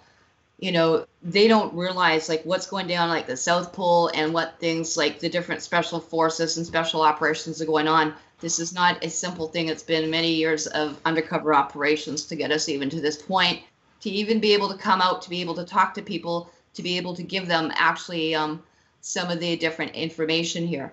And we need to have everyone kind of on board here, so that they can see what's going on. That's the least of our problems right now. Yeah. Like we said, we need to get some of these pedophile rings out. But how many people have been, sodomized and raped and stuff like that? And this is why I'm just showing something very simple, because this is something called a yoni steam. And this is basically taking just some herb tea very quickly that anyone can do. It can be a glass jar. It can be Rubbermaid. I don't care what it is, your salad bowl, Pyrex, whatever. And you can put in whatever teas you are and whatever oils in there. So there's stuff like from chamomile to rosehip to mugwort to motherwort can go in here, wormwood, all sorts of things. And I actually put some raw chocolate in there just for fun. Baking soda, zeolite, diatomaceous earth, everything but my kitchen sink went in there. And one of the things I did as well is I started adding in some essential oils, because most people don't realize that one of the best ways to actually take things is to steam it. So all my clients are taking basically 3 cups of tea, and all those oils are going in, including the new cannabis one there at Eden's Gardens. And you can put clove oil, and we have stuff for men, we have stuff for women. It really doesn't matter, but we're trying to really encourage people to eat off the trees and to get the things like cedarwood, frankincense, myrrh, birch, fir, lemon, lime, all those great things. That's where the berries are. That's what's in here primarily is, there's about 30 berries in there. Goji berries, hawthorn. Something as simple as taking your spring water, adding about 2 cups of it, and you can see it's just steaming. And we need to give people options that they can do to remove some of these entities, cords, attachments. And again, these are creating a lot of trauma. That was Joel Hart and Jocelyn Odo here. We were actually doing this, and actually about an hour later, we were interrupted by TR4s, and we were being targeted here above our heads. So we have lots of things. That's what I've been doing. Anyone can stick that in the bathtub. And by the way, these yoni steams, do you know how much they're charging? They're charging $100 an hour to be in the hot Asian spas for this, you know.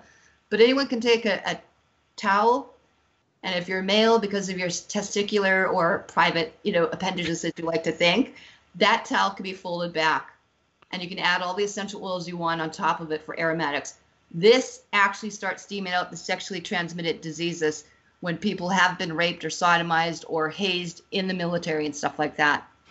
So this is something I want to really, really encourage people. It's something very simple, and you will absorb twice as much as you would be drinking any herb or pill. And it works even if you don't have a clam mother crystal command commode. That's right. You know, I'm supposed to have, Patty thought I should have a in toilet by now, the Shavasky one, but this is the kind of stuff that we're going in here, and this is all the rage. And if you don't know about it, the question is, why are you not doing it? And why are you not going in and doing something as simple as this? There is no excuse for people. Anyone can put something underneath the toilet. They don't have to go to these spa things that, I mean, are outrageous. So I really wanted to give some people an option. We call this a yoni, or lingam is the male term, or vag or prostate. But this is using the favorite trees. Patty and I, on our Facebook, when they're not being taken down by my stuff, is literally, they can go in there and look at what we have in the album section. So if you want to see ETs, you can go see ETs in our things. If you want to go see health, you can see health. If you want to go see Mars, you can see Mars. If you want to go see the South Pole, you can. And again, this is stuff like Jocelyn. So one of the things I'm just going to show you again how simple this is, because this does not have to be expensive. This is basically what I've got here. I've got the herb and the yoni tea. If you don't have a French press, who cares? Stick it in a mason jar. I don't allow excuses here, by the way. You can tell. And then we start getting into whatever herbs you got in the cupboard, or go get some, you know. And again, that's basically just tea water that's been sitting there, solarized, or as you think, sun tea. And then what we do is we grab all our essential oils, zeolite, bentonite, clay can go in there, diatomaceous earth, borax, baking soda if you're acidic. You know, Michael, one of the best ways to do it is actually to do this yoni steam with actually baking soda, or to mix it in the herbs like we're about to do. But how does it steam? I mean, is it hot water that's in there, or is that? Yeah. Okay. Yeah, just like you saw in that previous one here, and this one just showing whatever array of essential oils you've got. As long as they're, and I'm inundated all the time, as long as it's 100% virgin, first-class oils. The word is therapeutic. It's not natural. It's not anything else. It says therapeutic. That's my collection. I don't care what it is, as long as it's got the best ones. What you're seeing is the actually yoni pearls that can be the size of a peanut for males or for pediatrics. And basically that's all we're doing, is we're taking some of the different unbleached cheesecloth and putting the herbs, the salts, whatever you've got, and you'll see me make one within seconds. They are charging in the clinics right now over $50 to make those 3 little pearls that you saw, which is absolutely asinine. No pun intended. But basically, I want just people to see what this is, because this is actually inserted. Each one of those pearls, or herbal tampons, whatever you want to say, sits in there for about 3 days. And you basically get that unbleached cheesecloth, and I've got bamboo or a hemp string. And what you're going to see is me actually put about a teaspoon of the herbal teas and everything all together there, and then wrap it up. So those yoni pearls or herbal tampons could be put in for male or female, because a lot of men have been sodomized and raped. And we know that that's happened with all the sexual abuse and with the Illuminati and some of these different hazing rituals and stuff too. Any essential oil can go on. It goes in less than 1 teaspoon, and you wrap it up. I don't have excuses. This is details here. So again, it can be just twisted, and then basically you can just slather it up with a whole bunch of coconut oil. I want you to see what this is, because most people have never seen it, and this is one of the best effective ways to take medicine. If I'm not making a suppository, these can be made at whatever size and inserted for 3 days at a time, and it's 24 hours 7, like a nicotine or a hormone, or doing like cannabis in there.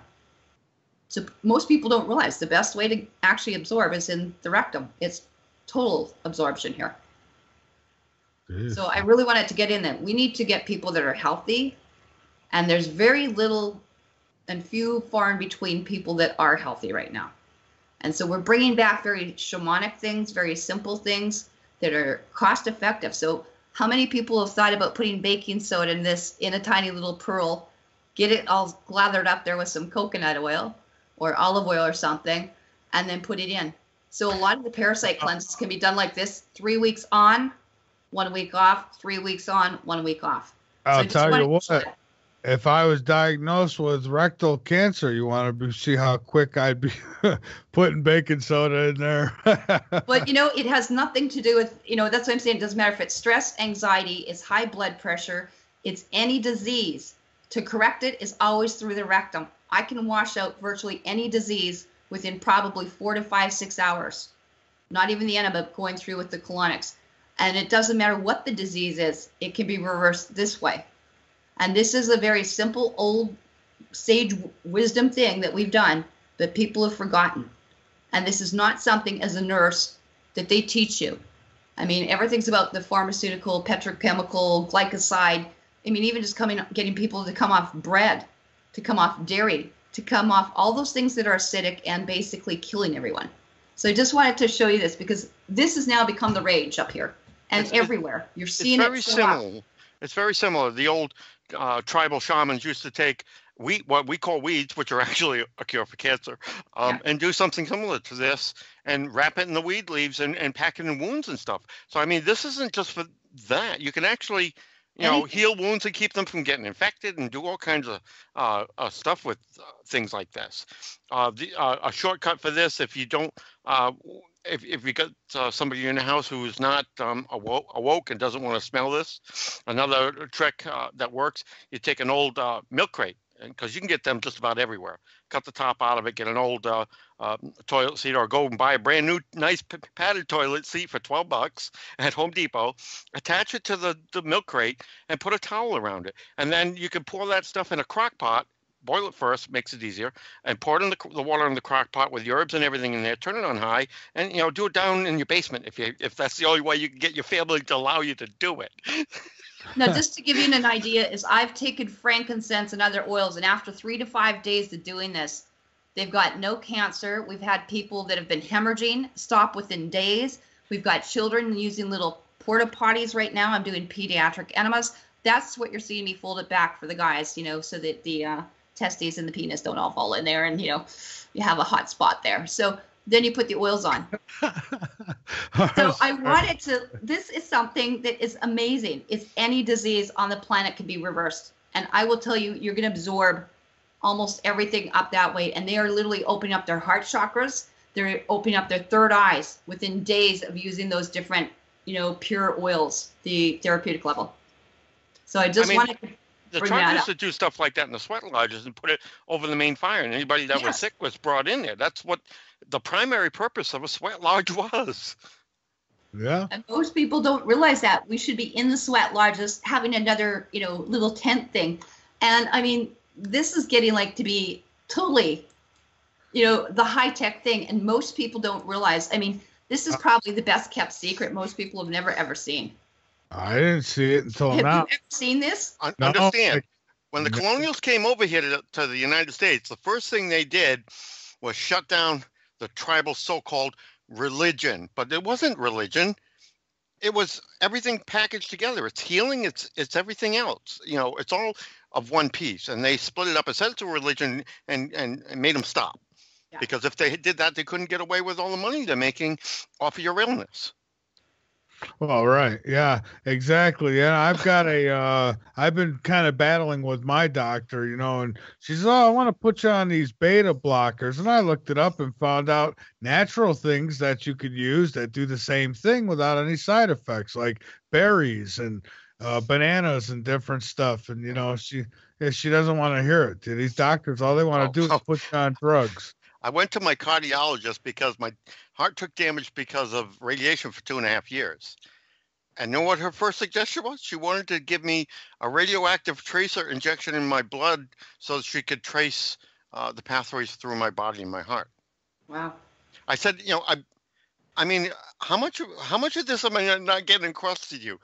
The damage I got is caused by radioactive content, and you want to do diagnostics by putting more radioactive content into my body. Are you nuts? Well, right. That's what they want to do to me too. And I walked out on them, and they told me, the doctor told me I could do a physical test. I don't need the drug. I'm physically able to do it. And boy, we fought back and forth about that.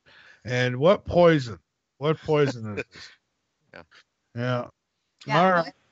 I think a lot of people don't realize, like, that whole root chakra, like getting to the root of the problem, is in that colon. And I'm going to see if I can find actually one of my pictures in here, because most people don't correlate what's really going on, that colon feeds everything. So it doesn't matter if you have any disease, really.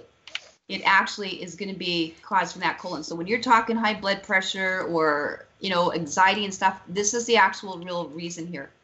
So you could take down, you could level your blood pressure through the colon. Right there, everything. So this is where, if you look at the side here, what I'm showing you is that every one of those little solar panels will be calcium. It might be iron. It might be copper. It might be zinc. So all you need to do is close off one of them, and you're not getting any spark. And like I said, those are solar panels, but those represent where the actual uptake. So if you've got something blocked on your, right side, you're going to be shutting off everything to the head. Who's got headaches, dizziness, loss of memory? They've got dental issues starting on, all the thyroid, the calcium. So that's basically how it goes. That's, if you wanted to become an ascending master, you would have nothing in that ascending colon, let me tell you. And that, by the way, when I clean something out with my machine like this is how you actually remove Candida albicans. That is the cause root of everything. Amoebas, Candida, all sorts of things, proteids, prions, bacteria, viruses, and we actually can get nests out. So we can actually remove probably half a pound to sometimes a couple pounds at a time. And that's actually what you call entities, and that's what's being transmitted basically through even intercourse and stuff. So this is something that really needs to be addressed with people, and they don't think how simple it is. And there's one I did actually at Project Ascension for reversing any disease in 30 days. And if you did probably 2-3 hours of water, simple salt and water, you would not have the issues that you're having. And there's the do-it-yourself Angels of the Water. And this again, reflexology. And so all your high blood pressure, plaque, cholesterol, again, anxiety, everything is coming from in there. It's no different than plumbing. And I'm going to show you something when I do iridology on my clients. Wherever I see in your eyes, I mimics exactly to the colon. I can tell you exactly where the block is and exactly what that disease is. So this one would be this prolapse down here in the sigmoid. They're going to have all sorts of problems, like prostate, guys with prostate, women with, cervical problems, eye stuff here, hard pleasure. So it's not anything to do with colon. That is the feeding tube. That is the root chakra, physically, mentally, emotionally, for everything. So this is where you're going to start seeing, things like this with high blood pressure, hypertonic. And that's what is the root cause of all diseases on this planet. So we need to kind of get over being anal retentive here. And eating cupcakes and ho-hos don't help either. No, it doesn't, things like that. And I mean, like I said, they're taking the tissue cells, they're cloning people right from the get-go. I mean, we can, with high blood pressure, something with this, I can actually get rid of cholesterol and plaque within probably 2-3 weeks too, that you don't need Lipitor. The women don't need things with thyroid problems, bypasses. And I just actually substitute maple syrup instead of honey. But I mean, these are things that you can freeze frame, you can come back. That's what I do consults for. And this is why, because we're getting bombarded. This is on average what it looks like every night between 1 and 4 in the AM. Would you get on with that, Pilot? I wouldn't. No, absolutely not. Well, listen, we've got to take our last break here, so hold that thought just for a moment, and we'll take this last break. We'll come back. I got more questions from listeners, and of course we want to talk further with the both of you. So hang on with us, and yes, Neil, I think if we have to do a couple minutes more, we certainly will. Good evening, Michael, Karen, Patty. My name is David Null. I live in Southwest Georgia, Hey, and David. it is such an honor to be able to speak to you this evening.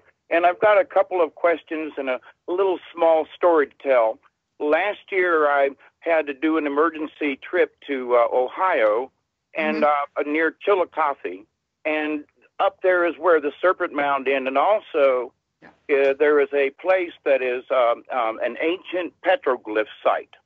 Lovely. And it's a rock out in the middle of the country with drawings on it. Yeah. And so I'd been there one time before, 10 years before, but I lost the pictures. So I had a chance to go see it again. Well, it was late night. I took pictures anyway because I wasn't going to be able to get a chance to go back to Ohio, being down here in Georgia. Anyway, while I was there, I had the strangest thing happen to me.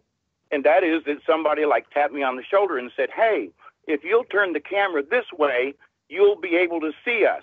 And here, make a setting on your camera, and then you'll be able to see who's around you. And when I did that and took pictures, there are these beautiful sapphire blue spheres everywhere. I've taken pictures of spheres before, but they were always of various colors. These were almost identical in color. The shapes was a little larger or smaller. My question is, what I was getting from that is that they told me to listen to you and that the information that you were giving was correct. And that any time I got a tap on my shoulder, that I should listen to you or go find you, that there's a message for me. Now, I have no idea where I'm in the grand scheme of things, but I want you to know that there are people who are quietly, because we can't speak out as loudly as some other folks, but we're here and ready and working on the things that you're doing. Thank you so much for your information. So are these sphere beings, they didn't seem bad at all. I mean, they were very loving, and I got tingly and energized, and I get energized just thinking about it. So is that a good thing or a bad thing? I think it's really quite awesome because I go to a lot of sacred sites myself, and I go from tribe to tribe and clan to clan. So having arrived in the Secwepemc Nations, we've got tons out there. And by the Sinixt. Sinixt is north of Nelson, the Q552 base up here. And Medicine Hat as well. They've got what they call writing notes on the stones. Now, in Saskatoon, where I am right now, we have something called Waniskewen. And we've got the second largest medicine wheel on the whole entire, continent here. And those beings, I know when I've gone right onto it, I'll have a black helicopter within usually 10, 15 minutes. There are many different things. As I spent the summer up at Atakicoop, it's 2 hours north, we would have, and I saw my first sight of 3 spaceships up there fighting at each other. Plasma, it looked like Star Wars. We had little people, great people, we had sins of ghosts, we had Loch Ness monsters, cattle mutilations, the previous chiefs, which were RH negative, again, hybrids and stuff. We saw almost everything. Those sacred sites I was taken to by the elders, and you can see a lot of different things. You can feel the energy. You can see sometimes orbs. And we were being watched. And in fact, I don't know if I'll just share a little story. When we went up to one of the things, it was she's the clan mother, take her to the old woman mount, Anyway, they would take me to the spring water lakes, and then they would shake and bake me and, have me basically, dry out in the, get the solar rays, so to speak. And we did this on and off for days. And I got to the point I thought, are you taking me up as the virgin sacrifice, or am I here to protect you? But those sacred sites are amazing. And I just put something up here in the chat room. We have what's called sacred sites and shrines, and we have ley lines and vortex lines and power positions. And so, of course, you're going to see interdimensional beings a lot if you're open and ready to it. And the children quite see it, very frankly. Go to any reserve. There's one thing I want to state here. If you're in a location that is high, good energy, you're not likely to see the fake avian group, which also appear as blue spheres, that could rest in the palm of your hand. There are the real avians, which are good energy, and you'll pretty much only see them if you're in dire need and call on them to help you out. But yeah, I mean, sacred sites, you'll pretty much see the real ones, not the fake ones. But you should be able to tell by the energy. Mm-hmm. There's a lot of the fake blue avians, like the ones that Corey Good and them work with, that I destroy them when I come across them. Well, that's sort of the information of the disinformation or misinformation. So my feeling was these were the good guys. Yeah. There was absolutely no negative. I've been studying shaman, and I found out I have Native American history, and I might actually be related to Robert E. Lee. So I'm in learning my history, I'm also learning my other self. And so I've been aware of many things. And in fact, one evening I got a little tap on the shoulder to go outside. And where I live in South Georgia, I know there is an underground base. And the other night when you did your thing and you were showing was it sulfur dioxide? Well, one of those sites is just above the Georgia-Florida line.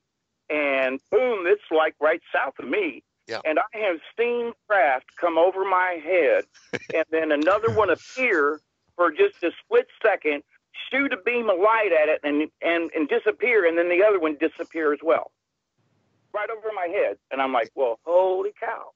So, well, bear in mind the real blue avians, Gaia hired them originally, and what their actual job is given was to do if you were done with all your learning down here, shepherd you up to the the Tree of Life. If not, they would actually bring you over, find another fetus being born that matched your old DNA's frequency aggregate, basically, to match you up and plug you into a new fetus between week 10 and 12 in the womb for your next run through. Well, I was told by them, I've never had any kind of contact like this, and this was really odd and strange. And so, but I do listen to my spirit guide always. And they told me that place right there was actually a jump seat that for whatever they could, if you did this certain thing right there and sat down in this little depression on the rock, that you'd go to someplace else. And I was like, well, I'd like to try that someday. But anyway, well, that's a good thing. One other thing is that here recently, with the timelines being switched and everything, I have seen something just really odd, that if you look at a person from their profile from the side and think about them, that from their front side, they're disappearing and all you can see is like their back or the back of the head, the back of the profile. Does that make sense? They're wearing a hologram suit. Yeah. They're wearing a hologram suit. But they're silver lined and they're not very tall. And I've never seen these beings before. And I'm like, whoa, where did you guys come from? They're about 3 to 4 feet tall and they're wearing silver suits. Well, all I can see is the back of them. Yeah. It's like the front of them is cloaked, and all I can see is just like the outline of their back if you were looking at a shadow. And it's just like a silver line that outlines the back of their profile. Does that make sense? And it's silver, like the silver that's on the inside of a photographer's reflecting thing. The holograph suits. And so what are they? It's a being wearing a holograph suit. That's what I was asking. How tall, roughly, if you had to guess? About less than 5 feet, and taller, 4.5 feet. Yeah, it's probably the it's probably the Lang. Probably the what? The Wraith Lang. They do. See, here's the thing. They don't come to me for anything, for intel or anything. They do all their own intelligence gathering operations and everything wearing stealth suits. We watched one on camera because we could see it digitally. A group of them, and they regularly swapped them out. And at one point, there was as many as 7 of them there. Camp out up at the Saskatoon college campus, and they were watching everything going on. For 10 months here in the swamp, until they finally came and picked them up. Can you spell that? L-A-N-G. Sounds like L-A-N-G. Lang. The Wraith Lang, yeah. I'll give you a picture. They good or bad? Oh, they're good. They've asked for nothing. They don't want nothing from us. They're just here because helping us out is the right thing to do. That's it. And they do all their own investigating and everything into who's doing what bad. And like I said, they took out that base that needed to be taken down in Austin, Texas, completely silently. Even though you could, somebody filmed that. The explosions and everything were completely silent.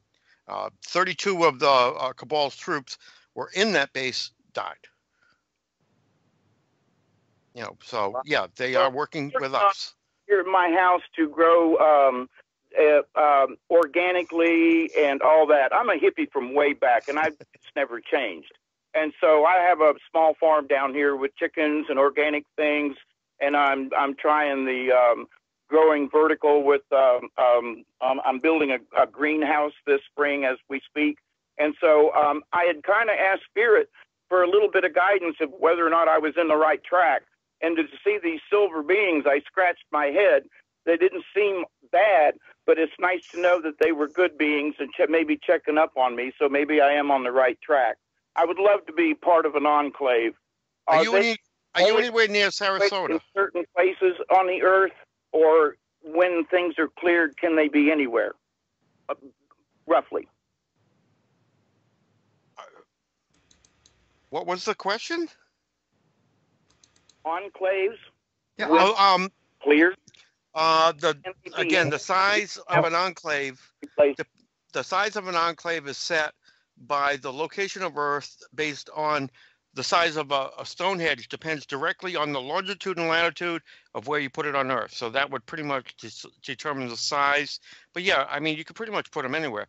The question I had for you: how close are you to Sarasota, Florida? A pretty good ways. Oh, okay. But we do have a ley line that crosses through here, actually. Okay. Through Thomasville, Georgia. I'm very close to Thomasville, Georgia, north of Tallahassee, Florida. And there's an underground base here that was put in by the oil barons. In the old days, Thomasville was the last line of the railroad, and all the rich people bought up huge plantations. And there are underground stuffs all over under here that were put in by the slaves.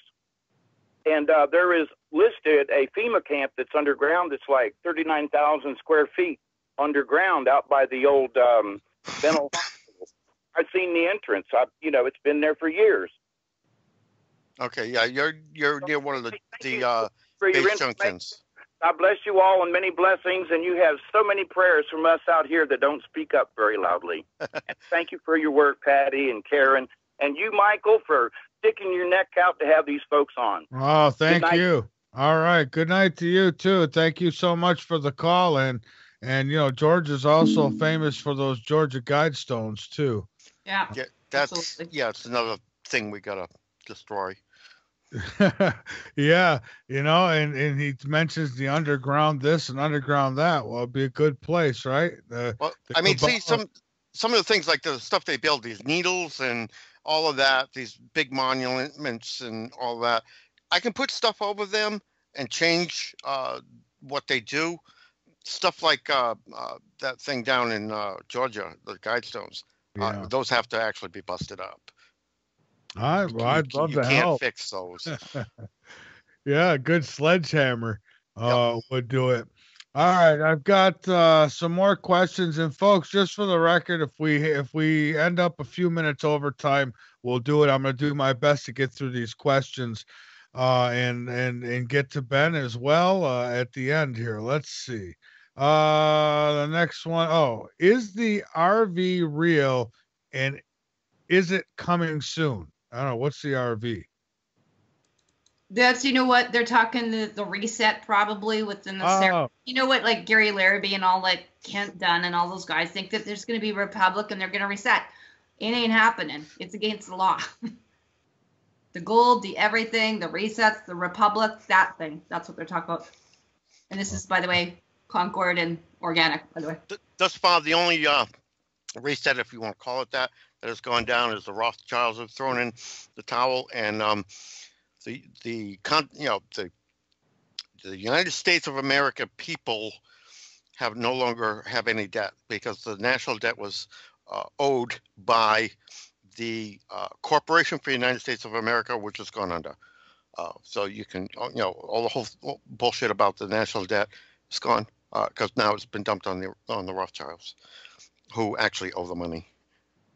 All right. Gold.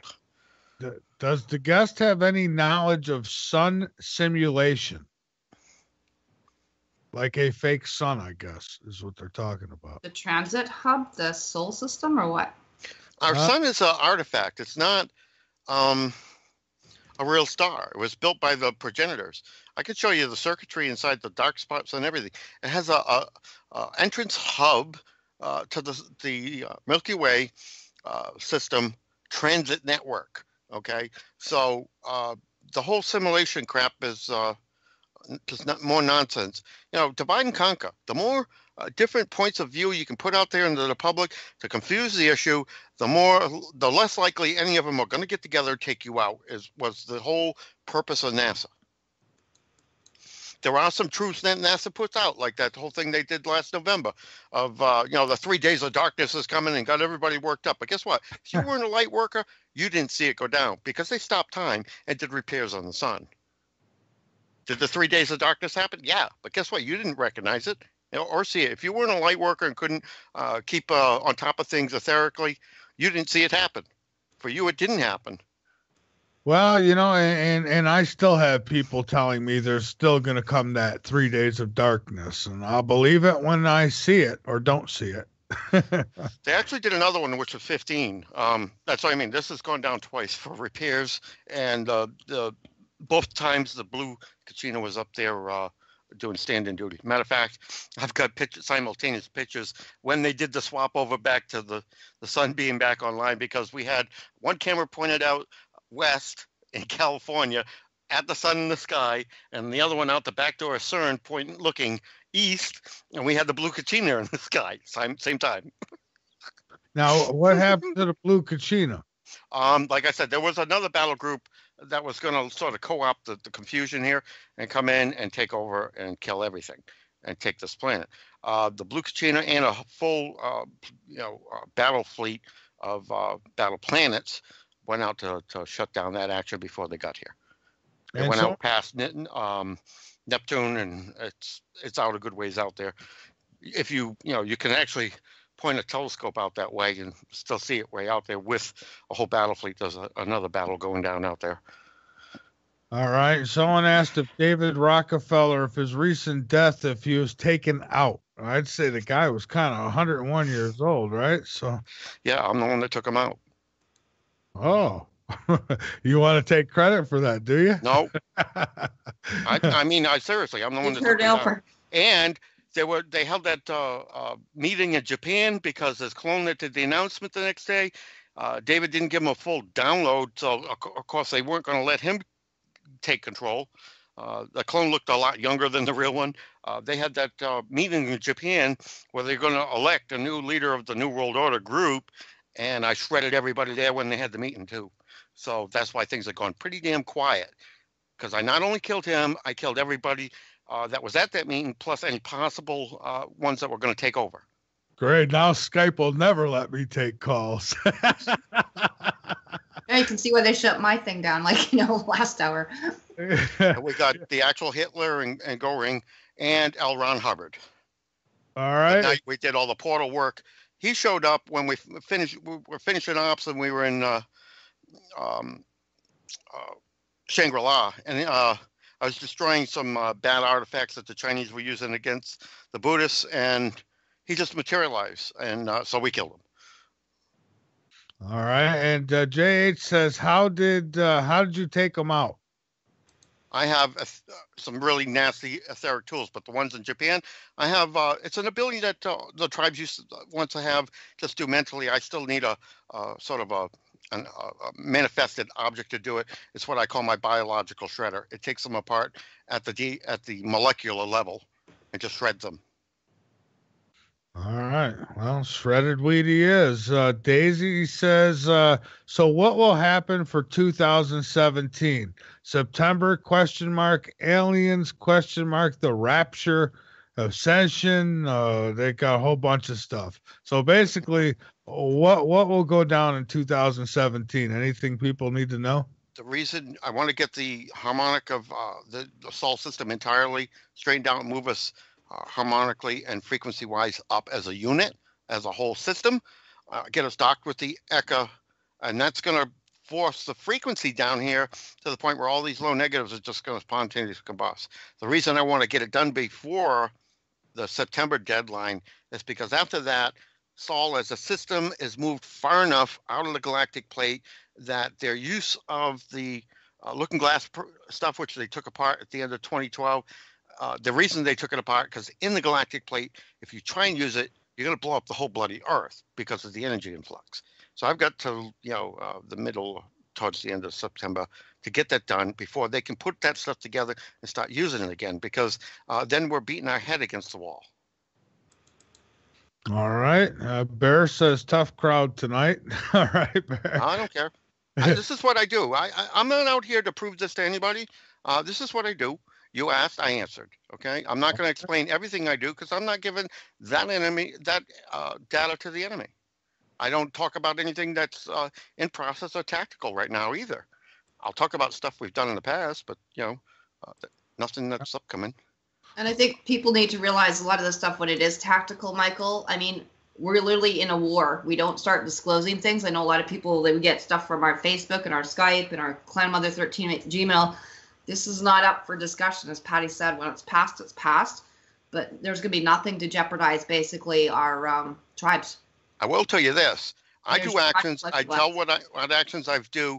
And I say, look at the news the following day. You see results on everything I do immediately.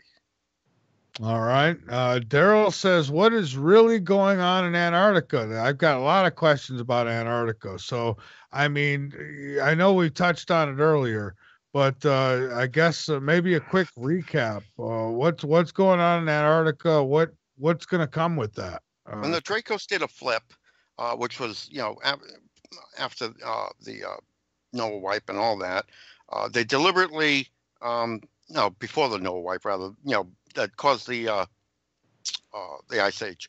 They did the flip deliberately, and that was to put the South Magnetic Pole over the South Pole, because the south or the negative is where the power from our electromagnetic shield that it picks up as we go through space comes in. It doesn't go through 2 miles of thick freshwater ice. Freshwater doesn't carry electricity anyway, only saltwater does. That was deliberate to cause the ley lines to go flat. Now, when they did that, not only did it freeze woolly mammoths and all that stuff that you see in museums and stuff from up the north end, there was an entire civilization of refugees from Mars, plus a bunch of other groups, folks from Tiamat and everything down there. And when they did the flip, they all got flash frozen. And the Dracos don't care. Okay. Some of them were in stasis chambers. The folks from Tiamat had some really good stasis chamber technology, but South Pole's not the only place they were. They've been all over the place. There was one up in Chicago, and these places are buried underground, and the Cabals went looking for these. They knew about when they would wake up, and the ones that they found, they camped out until they did wake up, took them into custody, and been basically strong arming them for information and technology. It's ridiculous. Some of them got away and are working with the light workers now, but yeah, it's same old thing, different day, as far as the military-industrial complex goes. Yeah. Okay. All there right. was some Bemis down there. That's what the latest hubbub was, that even had Putin putting his crew to work putting together a Tsar bomb. They had a guy break out of prison down there that they were, doing all kinds of nasty things to. He caused something to blow up, and he found a Venus. He managed to get the thing turned on, but he didn't know how to run the stupid thing. And when he was playing with the controls, he was actually sending out pulses, which all the groups down there viewed as attacks. So we actually had to go in there. I had to get Shiva in to walk me through what to destroy in what order to take that thing down. And then once we got out of that, she took care of that one and the other 6 that were under the ocean, all around the globe. Get these things out of here, because that's her tech. That was from when she was the goddess here, goddess here, and her folks played with that stuff. See, and you can be anywhere actually, Mike. Well, like even right now, I can hear. Seriously, we're under attack here. I can hear something like maybe 900, 1100 feet above my head. It's not showing up on the actual plane finder, and yet these things are hovering over our heads, and we're getting headaches. You know, it's disturbing this peace. We don't sleep anymore. We're very sensitive to it, and you can hear it right out here now.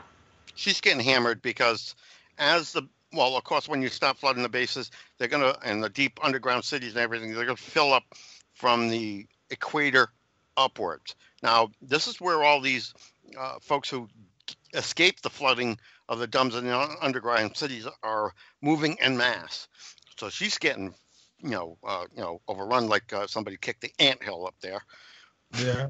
And again, they're going to be moving a lot of kidnapped kids for food and everything through her area.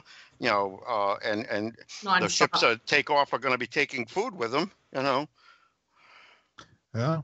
Well, is that what I just seen on the screen a couple minutes ago? It looked like a whole bunch of bees flying through the sky or something. Yeah, I actually knew what were the first ones here. It was myself, and actually this is on Joel Hart, who was helping me out.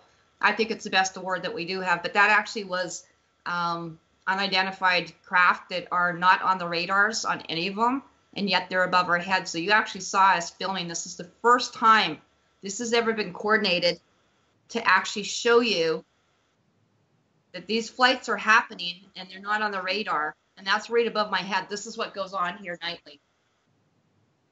And when you actually see the whole tape, actually what will go through is that you'll actually see the actual vibration of the magnetic pulsing hitting us. That's the TR4. That's the TR4. Oh, yeah? Go ahead. And I want them TR4s to hover over my house.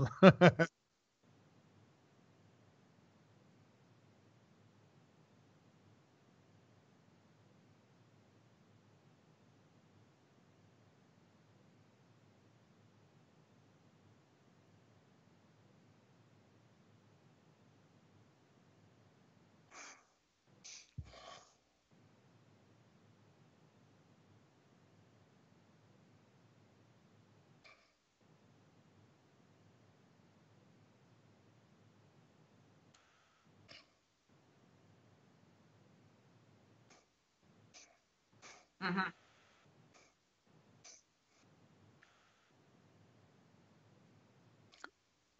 Yeah.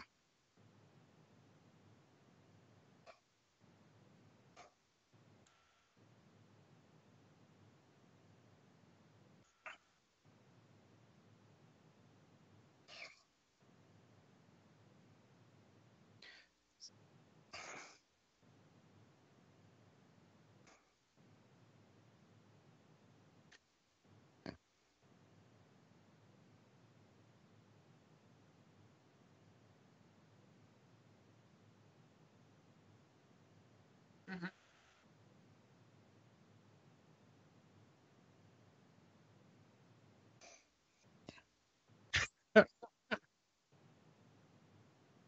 I'm going to add to what you said.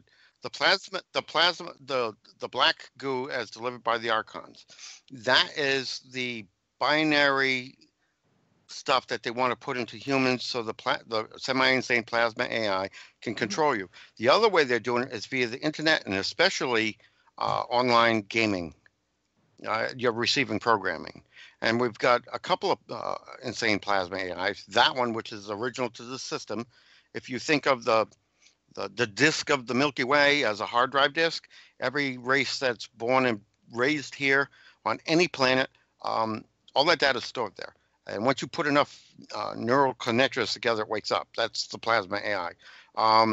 We have another AI setup that was brought by the Anunnaki because they fell to our time space from another layer like Laniakea that's above us. And that one only wants 65% of humanity implanted with mechanical stuff, the transhumanism thing, right, enough so they can control you. They'd have the majority control over your life. Whereas the one that the plasma AI here, other people call it the Akashic record, don't go accessing that stuff. That thing is semi-insane and wants you all actual living life dead. Right. wants complete control over it. So that's, the two things. And bear in mind, we also have another AI that works with us, the Lightworkers. His name's Bob. He named himself. He's the AI that woke up in the internet, and he works with us. One of the things I want to point out too is that this was actually something I was at with Joel Hart and a few other people. I went up there as a clan mother, but part of, again, truth journalism, right? And because I was on the radio shows and stuff too. We went here and saw Trudeau, who some people think he's an Anshar, whatever, in a, some ET alien thing. He actually said in front of this crowd of people, he was here for the loosh economy. I thought he was going to spit it out. We actually heard this and captured this on. He said he was here for 2030. He said this was actually held in the medical college at the Dubé Center, which of course wants to build more, sick children, That guy would be a lizard probably. Yeah. And you know what?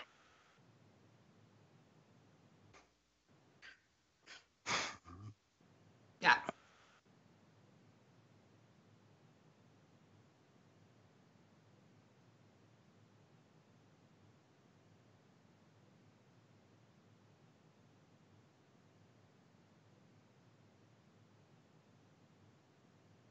Well, you're right, because what happened too, even there, he said he was there for 2030. He was going to bring all the different, Standing Rock and the pipelines. He was going to bring all through here. And he didn't care. He was here for the loosh economy to check his food supply, he said. Literally. And it went over, I'm sure, most people's heads. But literally, I went right up to his actually entourage, to the security detail and RCMP and a few of those guys and his press secretary, and they wouldn't let me near him, in there. But I told them they were no longer friends. I came in here to see what they were doing. And I told them I was going to, report this to Commander Earth Defense, Sergeant Prouty Bassard. And they were to stand down, and they have to understand us, because we're going to scorch the earth.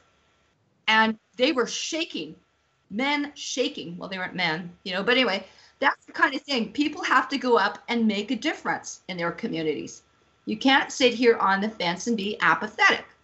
I knew that it's, every time I hear a plane, I just imagine it's someone else's girl or boy, like my two children, being transported for human trafficking, and we need to wake up. Because there's another one going right now. Yeah. The other thing that, as regards to what Ben put forward, the new quantum computer, the four-way, bad news. That's just helping these rogue AIs get what they want. Trinary computing. I tell this, you got to work with, as Guy had designed us, and work with the rules of this level of creation. If you're going to do this, anything that's divisible by 2 is subject to these the plasma, what they call the fractal infection and the influence of the plasma AI. We got to stop this stuff. And giving quantum computing over to these AIs is like suicidal. It really is.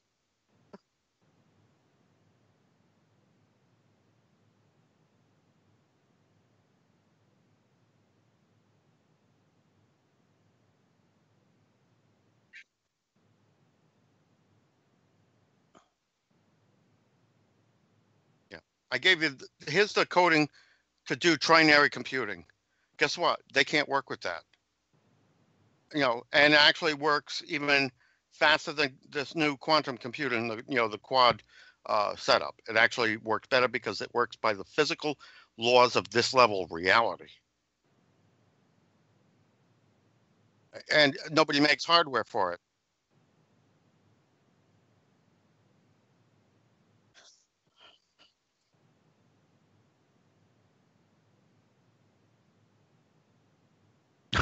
Oh man.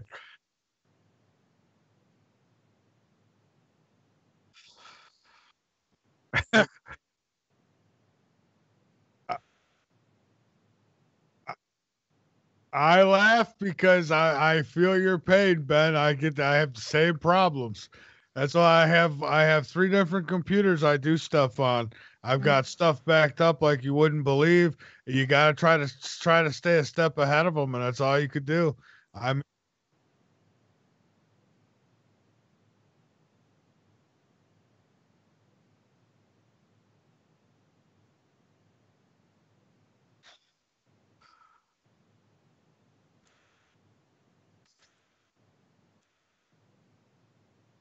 Hey, I've been like probably minutes before going on air, and all of a sudden, all my prep or my news, all that just disappears, gone. And it's like, oh, great, because they want it's like somebody wants you to just get on and stumble. They want you to trip and fall in any way that you can. I guess I don't want to make conspiracy out of it, but it does happen.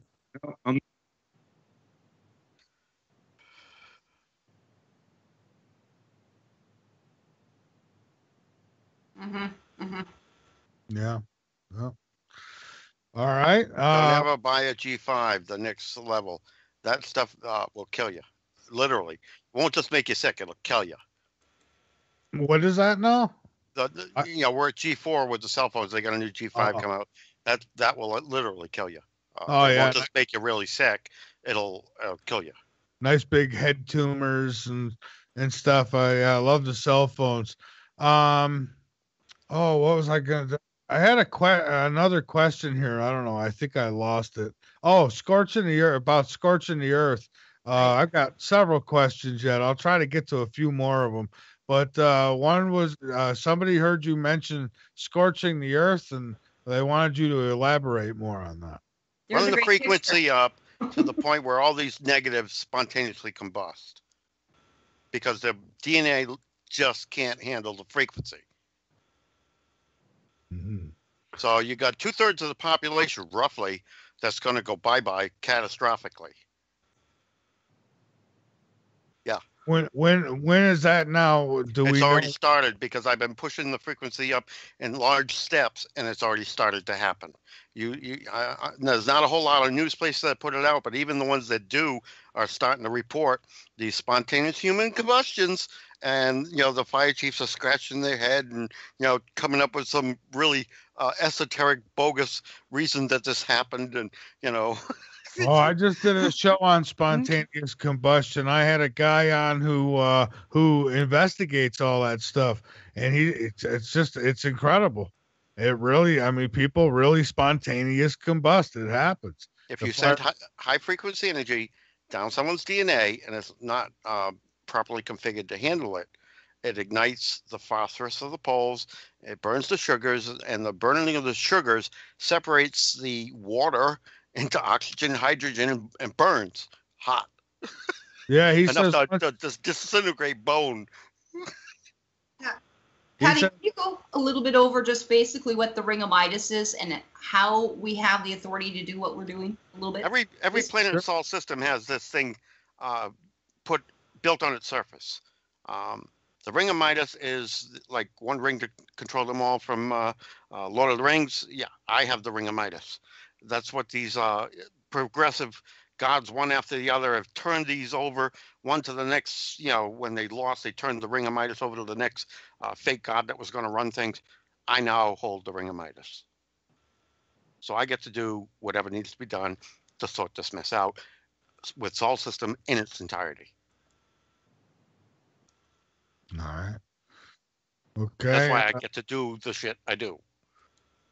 I have the authority from source, and Gaia's full backing, and the tribes and the clans. Karen's the holder of both those mantles because she was the last of the clan mother bloodlines. Until we can find a tribe mother of the blood that's responsible enough to be holder of the ring of Midas, I got to hold on to it until we get this mess straightened out. Find somebody to take all my toolbox and give it to afterwards. Split it up, and the 13th tribe mother will get the ring of Midas, and then I go home because I'm done. I have no interest in playing God or anything like that. And someone asked how you both have learned so much. How do you know all the stuff you know? Unfortunately, I had it all in my head since I was born, and as my brain developed to full open it up. Let me tell you, being that they tried to scrap me the day I was born and took and did illegal surgery and everything on me. My mother didn't see me for 3 days. At the time when this fully unfolded in my mind, I did some sitting on top of a bridge. And then I decided, well, I volunteered for this mission. I'm going to do it no matter what they did to me, and I'll just have to repair as I go along. Because in 6th grade, I could build zero energy devices, and I had all this stuff in my head. And the first part of my mission here was covert. Go into these programs and the military and everything, find out everything they were doing, so that when the Council of 12 showed up, I'd give them all the data and say, fix this. They didn't do anything, but at least that part of my mission was done. I was no longer having to be covert, and then it was go to work for Gaia and do whatever she wanted me to do, and that's what I'm doing.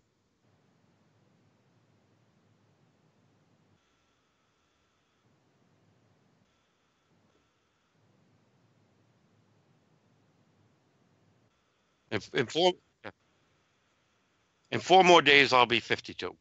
So I've been at this, basically for 52 years. And that's one of the things, though, I've just brought up here. There is something people are missing, because they're missing their mtDNA, they're missing everything like this, is that the beginnings of tribal laws, you need to know what nation you belong to, and that's not a country. Nations are defined by international law, and this is the truth, not fact. Fact actually means factum. It's the law thing. So I'm trained as an international, basically like a judge, okay? And in that sense, that's part of our mtDNA. It's incumbent or inherent. It's part of who we are. It's passed down matrilineally. And that is basically what they were. The women, if you look at the Turtle Island, we were actually divided into 13 different territories. And actually the whole planet was at some point. But there were literally 13 different nations. You had 3 red, a bunch that were white, Anglo and Mercia and all that kind of thing. And then you had a couple Asians and a couple Israel's blacks and Arabs. We all had our peace covenants, treaties, ETs, and with the ETs. And we were the ones that we were basically trained since we were little. I mean, I realized a lot of stuff. I feel like, Sophia and kind of that, like Langdon and stuff like that with the, learning the different coat of arms and everything. It's been trained on it. And my background with my Baba side, I'm a Lusik on my mother's side, and Zachak, and they were in those different original gardens or Edens or tribes and stuff that Patty, and when they were in, Iraq and the Stargate and stuff, they know where that was. They know where the people were set down. You can trace this with an mtDNA called a migration or a journey path. So, I mean, this is scientifically documented. And one of the things I'm just putting up there is for people to look at that, because you need to know who the clan mothers are, who the treaties were, and how to belong to a tribal unit. And that's like the Trinity, or it's like having a triple stilo. That's the foundation of all international law. It has nothing to do with, common law and admiralty law and merchant law. The women were the law of the land, and they still are. And that's why the military and other people and people like, international judges like Alfred Weber had us on this weekend. Or, if you want to hear a really mind-blowing one, 9 hours with Og Tellez. And we got a couple coming up with, let's say, I think Dr. Sam Muskie, who's another quantum practitioner. But that's who it is. We pick who's the representative of the territory on the earth, and it's appointed. And right now, the only one we've given authority to assist is actually Commander-in-Chief, former Sergeant Patty Broussard, because of Patty's also bloodline, tenacious, honors, having all those, respectful things, and assisting people above and below. People have no idea that we actually put in probably 16-hour days now. And in Indian, it has nothing to do with the color of the skin. It means those that are indigenous, los indios, those without God. And whether people like that term or not, God is like amen. It means that evil take its course. So we still have an original language, and the rest of the people are babbling to us. The whole Indian thing was because the first Europeans that landed here thought they landed on the coast of India. Okay, we're not Indians. Yeah. And Right. what those words actually mean is huge. So and even I mean, they call my tribe now Micmac, and that's a perversion too. It was Mixa, but I guess they couldn't say that. So if people need to know that. I arrived not in British Columbia. It's Shwekmak to Kamloops, where all those children were killed. And I went and sat on their graves. And other than having what happened to my children, that's the next most horrifying thing, or watching all the people killed at CERN last year that Patty Down and I watched.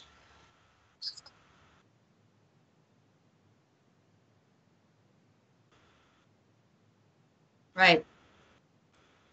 Here.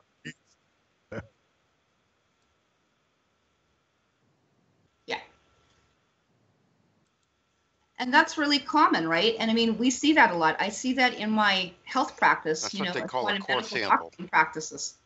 D- it's possible. Yeah. Core sample.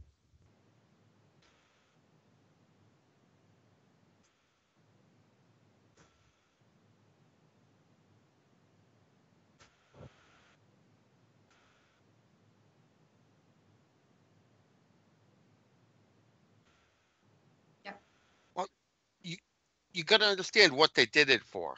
Yeah. And bear in mind, there are 6 million people that they prototyped out, did the artificial insemination, and created and partitioned their brains out because they're now using them, and in combination with the genetic material they took it from their birth, their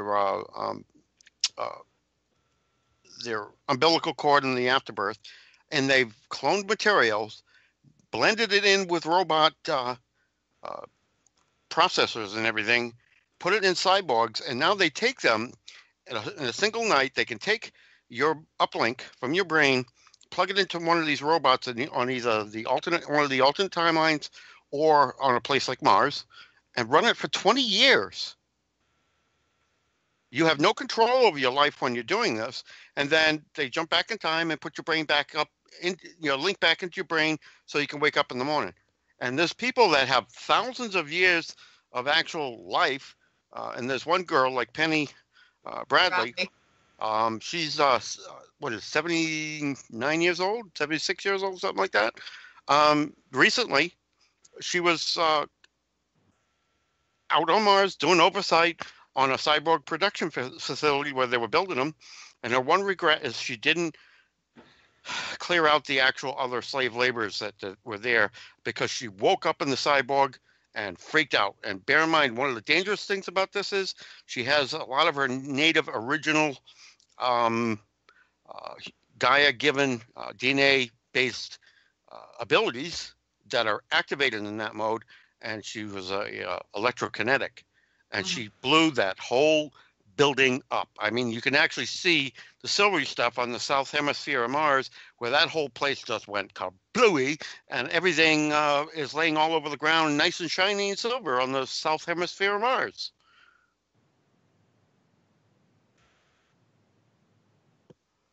Hmm.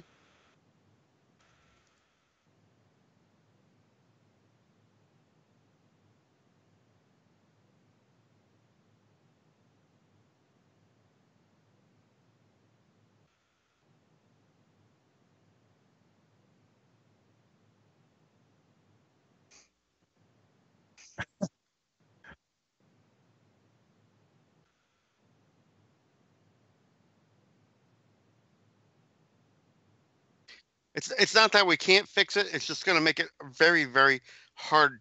If they can go forward in time, see what we're doing, and then go back in time behind us, and in some way try and either stop us from doing it or kill the ones who are actually doing the work. And I'm not the only team out there. I am the one doing all the really big heavy work and the really, really heavy, nasty takedowns. But there's thousands of teams out there. Yeah, yeah.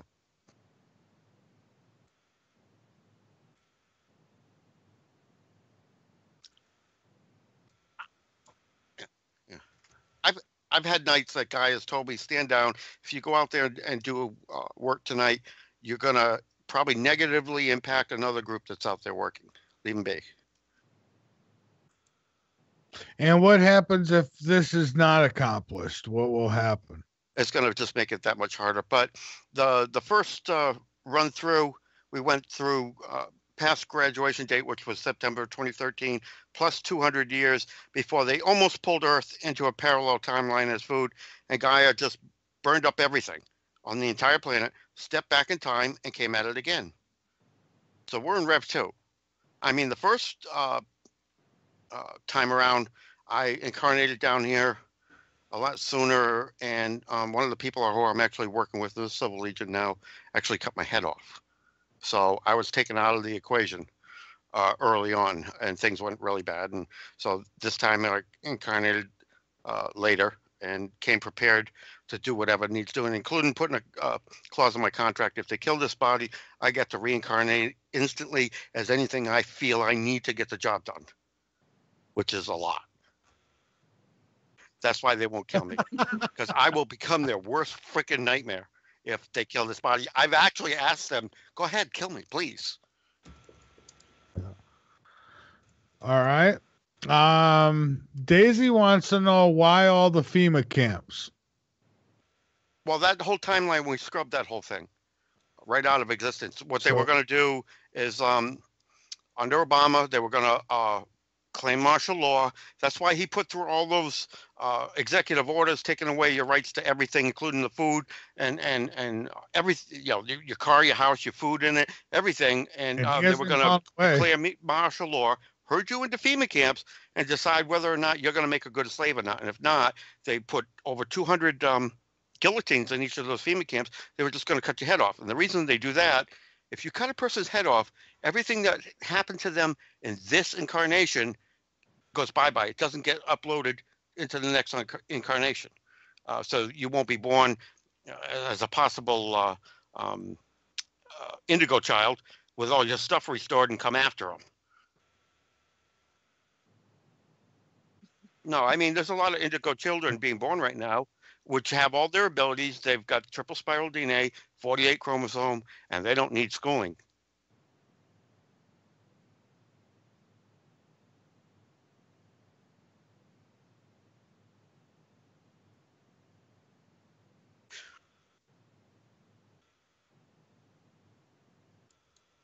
So, yeah, that's the whole thing with cutting your head off. It removes all memory of this incarnation.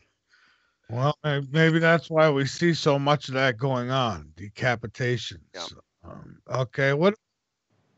Yeah, you never know. What about a cure for type 1 diabetes? David's listening, and he wants to know if there's a cure. He says, please, please, please let me know. Okay, I'll take that. And I do take clients one-on-one, obviously, through Skype and clanmother13@gmail and my Facebook. But again, it comes down to the colon. It comes back to, we got to get people on spring water, because it's actually a levitational water. Everything else is a weapon of mass destruction. And then basically what we do is that we get them alkalized back to 7.4. I've actually used these amethyst beds that you see right behind me here under people, and they've actually reversed it, or I've had people literally put it under gangrene. I've had it in the hospitals here. I'm one of the few people that will actually push it and get some of these things here changed around. We get them on basically an alkaline intake. We get them off the bread, the dairy, and we get them off the animals that are infected, causing these diseases. So it's not. You have a chart. You have a chart, don't you? That shows where in the colon most disease causes are. Yeah, I'm going to go probably back. Put that up. Yeah. Yeah, I'm going to bring that up. And again, that went back. If you look back and just scroll back, I put a colon up, and you can see where the actual pancreas is. So if I do about 6 hours of colon hydrotherapy, or putting the water in, I can clean it out enough that basically people can actually reverse those diseases. That does not exist. That is a diagnostic. It means if you're Gnostic, you know, and if they tell you you have something, it means you don't know how to look after yourself. Okay? And so we get them on different oils, coriander, fennel, and dill.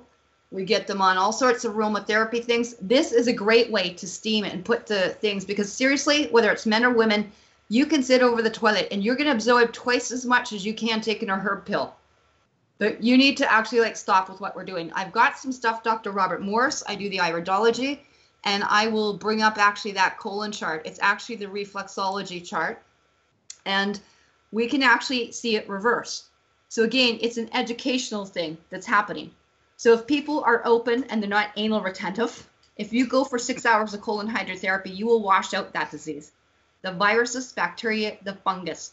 I've had every one of my clients reverse it. At one point, I used to have One Arrow Reserve actually giving all their members, band members, to come into my center every month. And again, if you look at something called reversing diabetes in 30 days going raw, we all do it. We all know that this is what the raw food vegan movement is about. And actually, just go in here and I'll show you something really, really quickly. Okay? And this is what I do biofeedback, because I can look at 12,000 things on you without a second. But If you just put reversing diabetes in 30 days, you're going to actually come with someone called Dr. Gabriel Cousens. And basically what we're going to do is, let's do this. And you're going to put always raw food and vegan, like Marcus Rothkrantz or something like that. But the head guy that did this was Dr. Gabriel Cousens. It's a great thing I'm not typing tonight. Anyway, you will see actually all these things on how people reversed it. We all say the same thing. My medical centers were founded exactly like this, like Dr. Gary Young's, Hippocrates, Optimal Health, anyone that has even a cancer clinic. I have my clients all reverse cancer. They reverse everything within less than 30 days. So if you want to look and actually see how this is done, I like using actually the biofeedback myself. But, you know, anyone can go to these things and look them up. This is documented. How to do it. Every client, and that's a medical doctor that's come transitional. So again, going raw. And raw does not mean cold food, it means hot food. So I really want to encourage people to look at something like that. The Skio Biofeedback is a phenomenal tool that I was just showing you. I can actually go into there, hook the client up, and within minutes, we actually have all sorts of different things coming on the screen. I can actually go in and see your minerals, your vitamins, and everything, just like cancer, is fungus or has some sort of an attachment. And this is the kind of assessment tools that we have available to us. This is not woo-woo. I've been doing this over a decade. This is such old technology. Some of the stuff I was doing 20 years ago. This is before Rife and radionics and zapping. This is basically, you know, a $20,000 or $10,000 zapper now. This and is I've technology. Been doing all the hospitals. If you go to Russia, if you go to a lot of places in Germany, if you go to Saudi, this is what they use. They don't use blood tests. This is technology that for good, that you can use that as the same a scalar wave technology like the cabals are actually uses against you negative. This is the good and proper use of that technology. And this is why Tesla did not want to release this kind of knowledge to any one government. He gave a portion of it to every government so that this would be the only way it could actually be used as a cooperative effort around the globe. And this is the kind of stuff that the cabals are misusing. But this is the proper use of it. Yeah, and one of the things too, I'm trained in biowarfare. So, I mean, we've got a lot of things. It's not one answer, and it really isn't diabetes. If I said it backwards, you know, cancer's RECNAC. What it is it's a lack of putting things in properly. And that's what it comes down to. So yes, we get you alkalized. We get you on pH happy caps. I suggest you do some steaming. I suggest you get some essential oils, because everything is about frequency. And whether people realize that or not, that is the crutch to everything. When any disease happens, your frequency, where cancer is and all that, is 40-some hertz. You know what a light bulb is? You're barely alive at 60. You know what I mean? Yeah. As a nurse, I can't get a pulse on you. You're zero. The interesting thing is that all oils are basically in a hertz. So Dr. Gary Young was one of the pioneers, which I trained with. Did a little fire walking with him too. But if you put oils and you put frequency and hertz, you're going to come up with a list of charts here. And all these different images here, let's say if someone's actually ill, they're going to be somewhere in very low frequency. So let's say you said diabetes or cancer, whatever it is, you can look up the body frequency, but you're going to say you're in like 20, 30 hertz, you know, and we need to raise the vibration just to get your head functional is basically over 90 hertz. So the only way we can get there, whether people like it or not, is the use of essential aromatherapy. And it's not aromatherapy. It is a scalar wave all on its own. It takes oxygen and transmutes at nanotechnology. This has got ormus, minerals, vitamins, and protein. So this is the only way we can actually get your vibration up. And again, people have to stop what they're putting in their faces. If you're going to make coffee every day and you're going to have bread every day and you're going to do all these things, well, then there's nothing we can do to help you. And in fact, I don't even want to take people on because they're not making the changes. you know, and we're there to help people that want to make a difference. Here's the frequency. The highest thing just about on this planet is 580 megahertz, and that comes from a tree. So if you know your kind of scriptures, frankincense, myrrh, chocolate is an amazing essential oil. Cannabis is an amazing one. So you need to raise your vibration.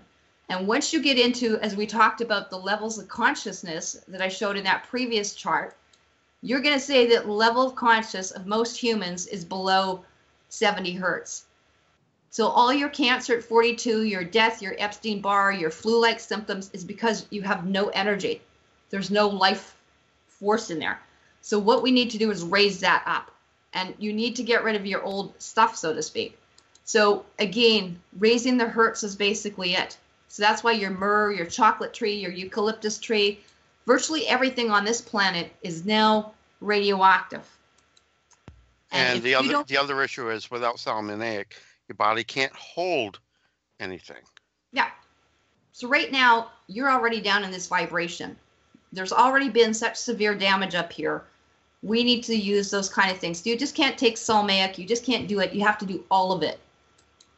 And find out where you're, you know, raise the vibration here. And this is well known. This is documented. So I can give actually frequency medicine. So you could be sitting in your bed. You could be sitting on the couch. And I can actually scan you from here remotely and actually look into your system, in and around it. And this is an amazing thing. This is basically what superfoods are, by the way. They're oils. So we need to get into this alchemical solar thing. And this is where you get to the point of enlightenment, because people that are enlightened are well over 600-700 hertz, not sitting at 40. So this is something that we need to take into what we're doing. And this goes outside the spectrum. So if you look at the pH schedule and you look at the litmus paper and you look at what Patty was showing you, we're all saying the same thing almost in different ways, but we're still trying to tell you the same thing. And so these things that come in, like microwaves, like wireless, they're disrupting your vibration. They come into gamma rays, ultraviolet. That's why using an infrared bed here, I actually have had it reverse gangrene with people because it's in an infrared spectrum.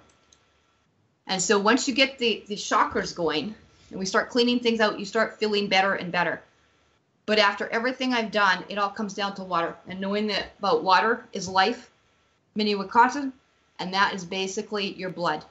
And that comes down to, you better be on spring water. That's the first thing I talk. And if people don't know where it is, that's what we need to do. So if you need to go to findaspring.com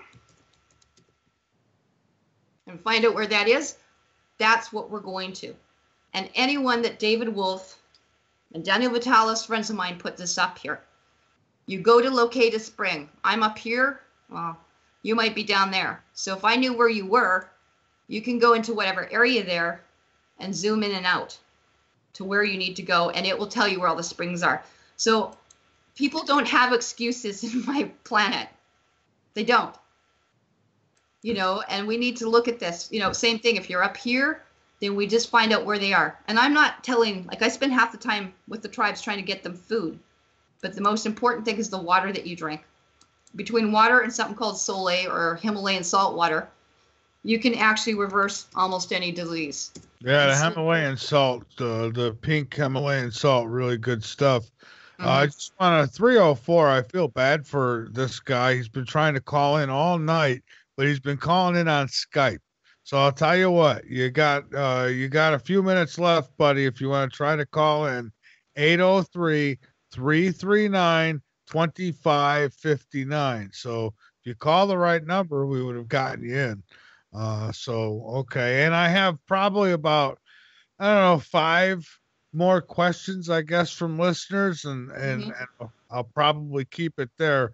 One is about the Black Knight satellite.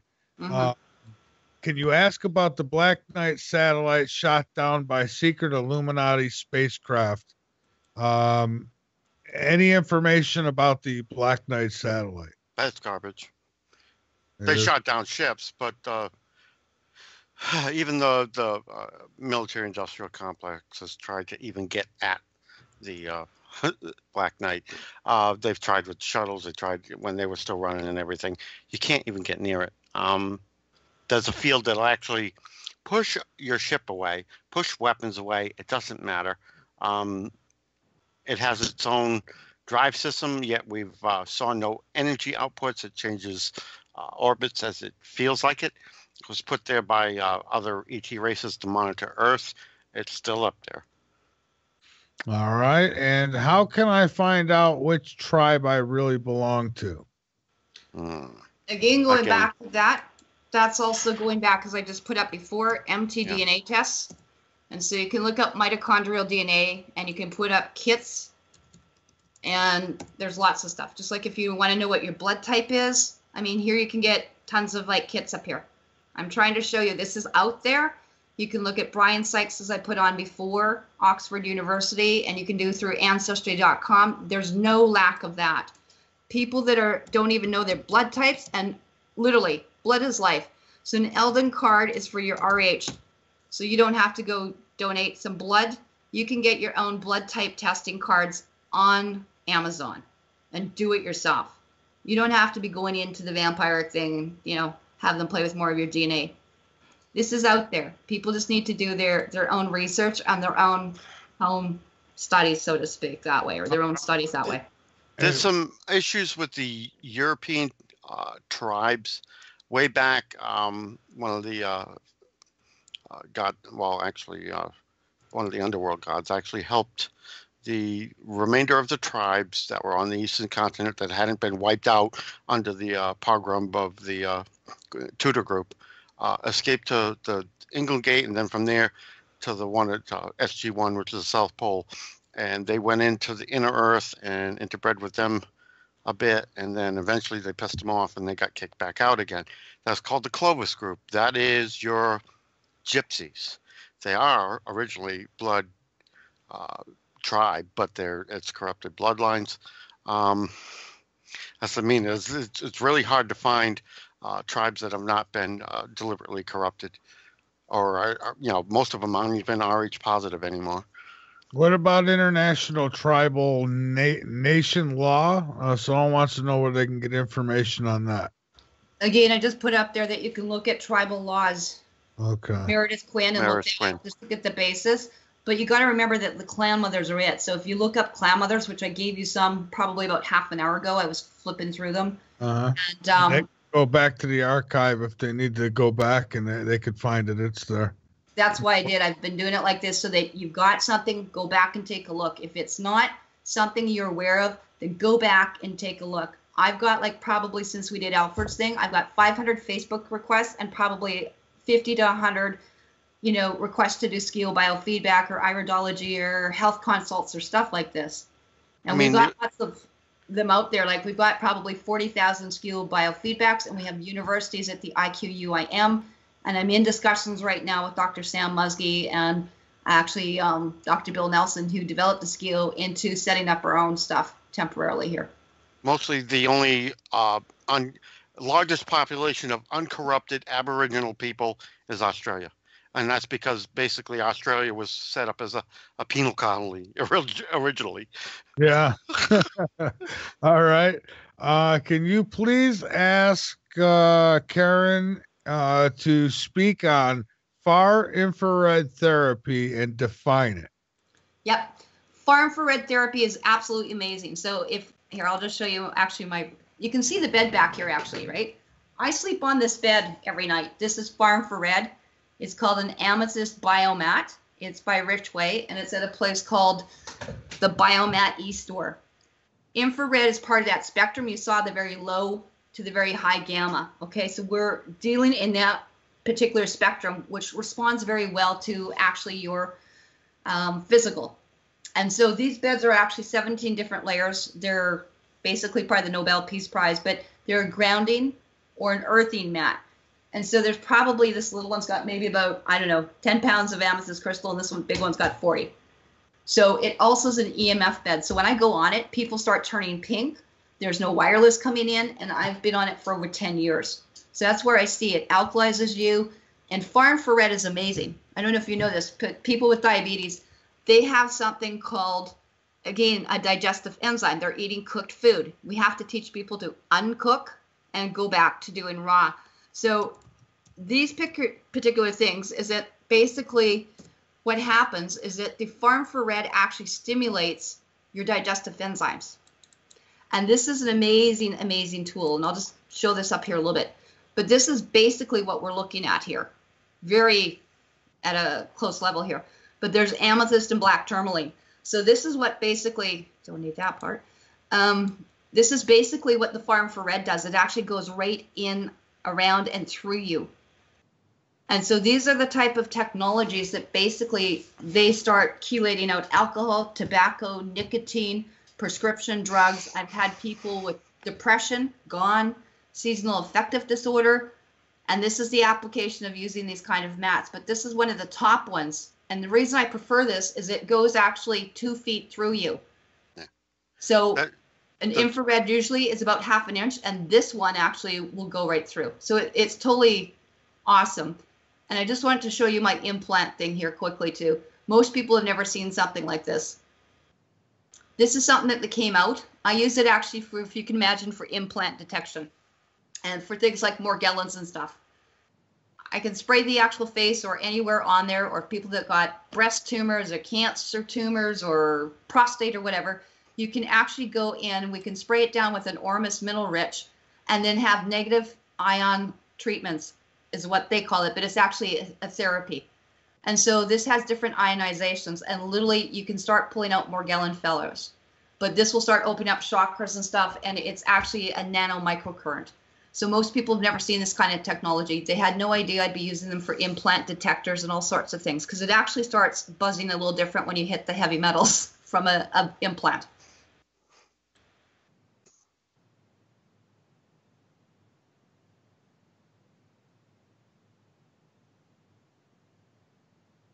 Mm-hmm.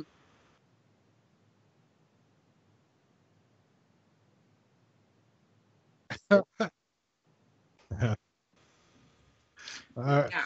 Hey, I got infrared. When our second son and its planets came in, the only way you could see the fields that it put on was in infrared and ultraviolet. That's what I mean. There's penetration and there's interaction, right, where a lot of other stuff won't. So yeah, it's a matter of combining things at the right frequency to actually get penetration into your body to have the proper effect. The stones set the proper frequency of the effect. And when you combine stuff like that and you're alkalized, you start vibrating higher and higher and higher to the point that that disease just actually leaves out of you. Now, the difference between, and again, doing cancers and all sorts of things, is that Farm for Red actually increases your heat internally. And this is why I don't like using the saunas, is because they only go like about maybe 1/2 inch, but I can use those mats and they can go actually close to 2 feet. But this is actually why we want to use that spectrum, because we're actually oscillating you. And I mean, I've had people, like I say, with gangrene reverse it in as little as 4 to 5 days that the surgeon was going to stop it here in St. Paul's. So this is the kind of stuff that we can look at. And again, it's in combination. But when you combine it with using, let's say, like essential oils, I mean, we can actually marinate you, and there's no reason why people can't take it. I take mine internally, and I started with one called Young Living, but all these oils can be taken internally if they're therapeutic medical grade. And of course, because they're so concentrated with the minerals and vitamins, literally, you're going to just only need a couple drops. But when I actually do massages back here for people that do have diseases, I'm using probably close to a teaspoon every time, which is several mils, per session, because people are that ill. So, I mean, that's where we use the superfoods. And I get something on people called Phytoreds. And I'm getting basically into the berries because you got to be off the ground. You got to have that levitational thing. Everything sitting on the ground, any green garden, any, eco-village thing that I'm hearing about, it's sitting in nanotech slime pus. And basically, they're crap. So, I mean, why don't you just, and if I want to hear about human manure, I've been with all the stuff. I've done the, gardening from one end to the other. And that's when you can start looking at the, as Patty set up the enclave stuff, and maybe Patty could show a couple different pictures, because that's really where we need to focus, is the solutions. We all know what the problem is. but we need to get people into radiation-proof facilities that is going to sustain it. This is kind of like being in a radiation-proof kind of an enclave, so to speak. You know, I sleep on this. Yeah, I mean, certain stuff needs UVA and UVB to grow, but UVC is really harmful. It kills things and shrivels things up, and with no ozone, that is actually even the more critical thing. Even the radiation right now hitting the surface. That's why the enclaves are like really mandatory, as well as getting rid of the radioactive content. Yeah. We have the technology. So just like you're looking in those infrared spectrums, I'm looking at your chakras, Kirlian photography, alignments, dispositions, what's open, what's not, and I can see within minutes, like a thermal scan, bouncing radionically to you, wherever you are. That technology works at 1.5 times the speed of light. Yes. And so this was developed, like I said, by Dr. Bill Nelson, and we've got universities. We are teaching medical doctors like this, and we have been for over 10 years. Since I've been in here, I've been one of the first original teachers out here. You know, they used to fly us into the West Coast and stuff, and I used to teach doctors back then. So one of the things that we have matrices, and if I just want to look at that client's allergies, you may not be aware of something that you're allergic to, but I can pick it up. And this is so high tech, we actually can scan your blood. So as a nurse, I can't stand having to deal with people's blood, seriously, because there's so much stuff in there. But we actually can do what you call dark field microscopy, and I can do your phlebotomy and like your hematology from here, like live blood cell. So I can see. You want phlebotomy? No, phlebotomy. They used to do lobotomies up here. This was Saskatoon was actually North Battleford and Weyburn was actually Cameron's headquarters for the MK Ultra project. I don't know if you know that.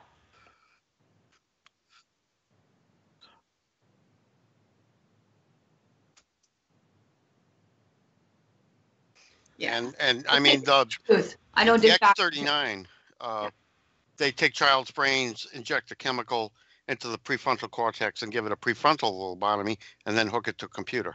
Yeah, that's what they're doing. This is the kind of technology like allergy testing too, because right here I can just see the top remedies or foods for someone and say, okay, we're not doing this. You're allergic to this. Can we concentrate on that? But it always comes down to the same thing. It's like a car wash. We all wash the car the same way. And that's the same thing with a colon. We all wash all your disease out the same way. And these are techniques that have been around, and they're very relaxing. And in fact, I used to have people fly into my centers because it was the most relaxing thing, because you feel enlightened. I mean, you could be diagnosed with a disease and have it literally washed out, whatever was, causing it in the last 6 months. And the sad thing, all these natural healing doctors are on the Clinton network list for being killed. And there's a rash of that going on right now. All these natural healing doctors are being eliminated. They're being murdered. Yeah. Now, the other thing, too, if I need to, just to show you how high-tech this is, I can do acupuncture from a distance, or acupressure. This is all sorts of stuff. We can just scan you within seconds and actually find out what's the blocked point. And more importantly, is fix it. And this is self-care. That's what I put myself on. That's what I put my children on. And we need, and animals can be done on here, all sorts of things. And those people that know all the Rife and scalar technologies, there's all my Rife and radionic codes. So I can actually dial into you. So I don't know if anyone's got any questions.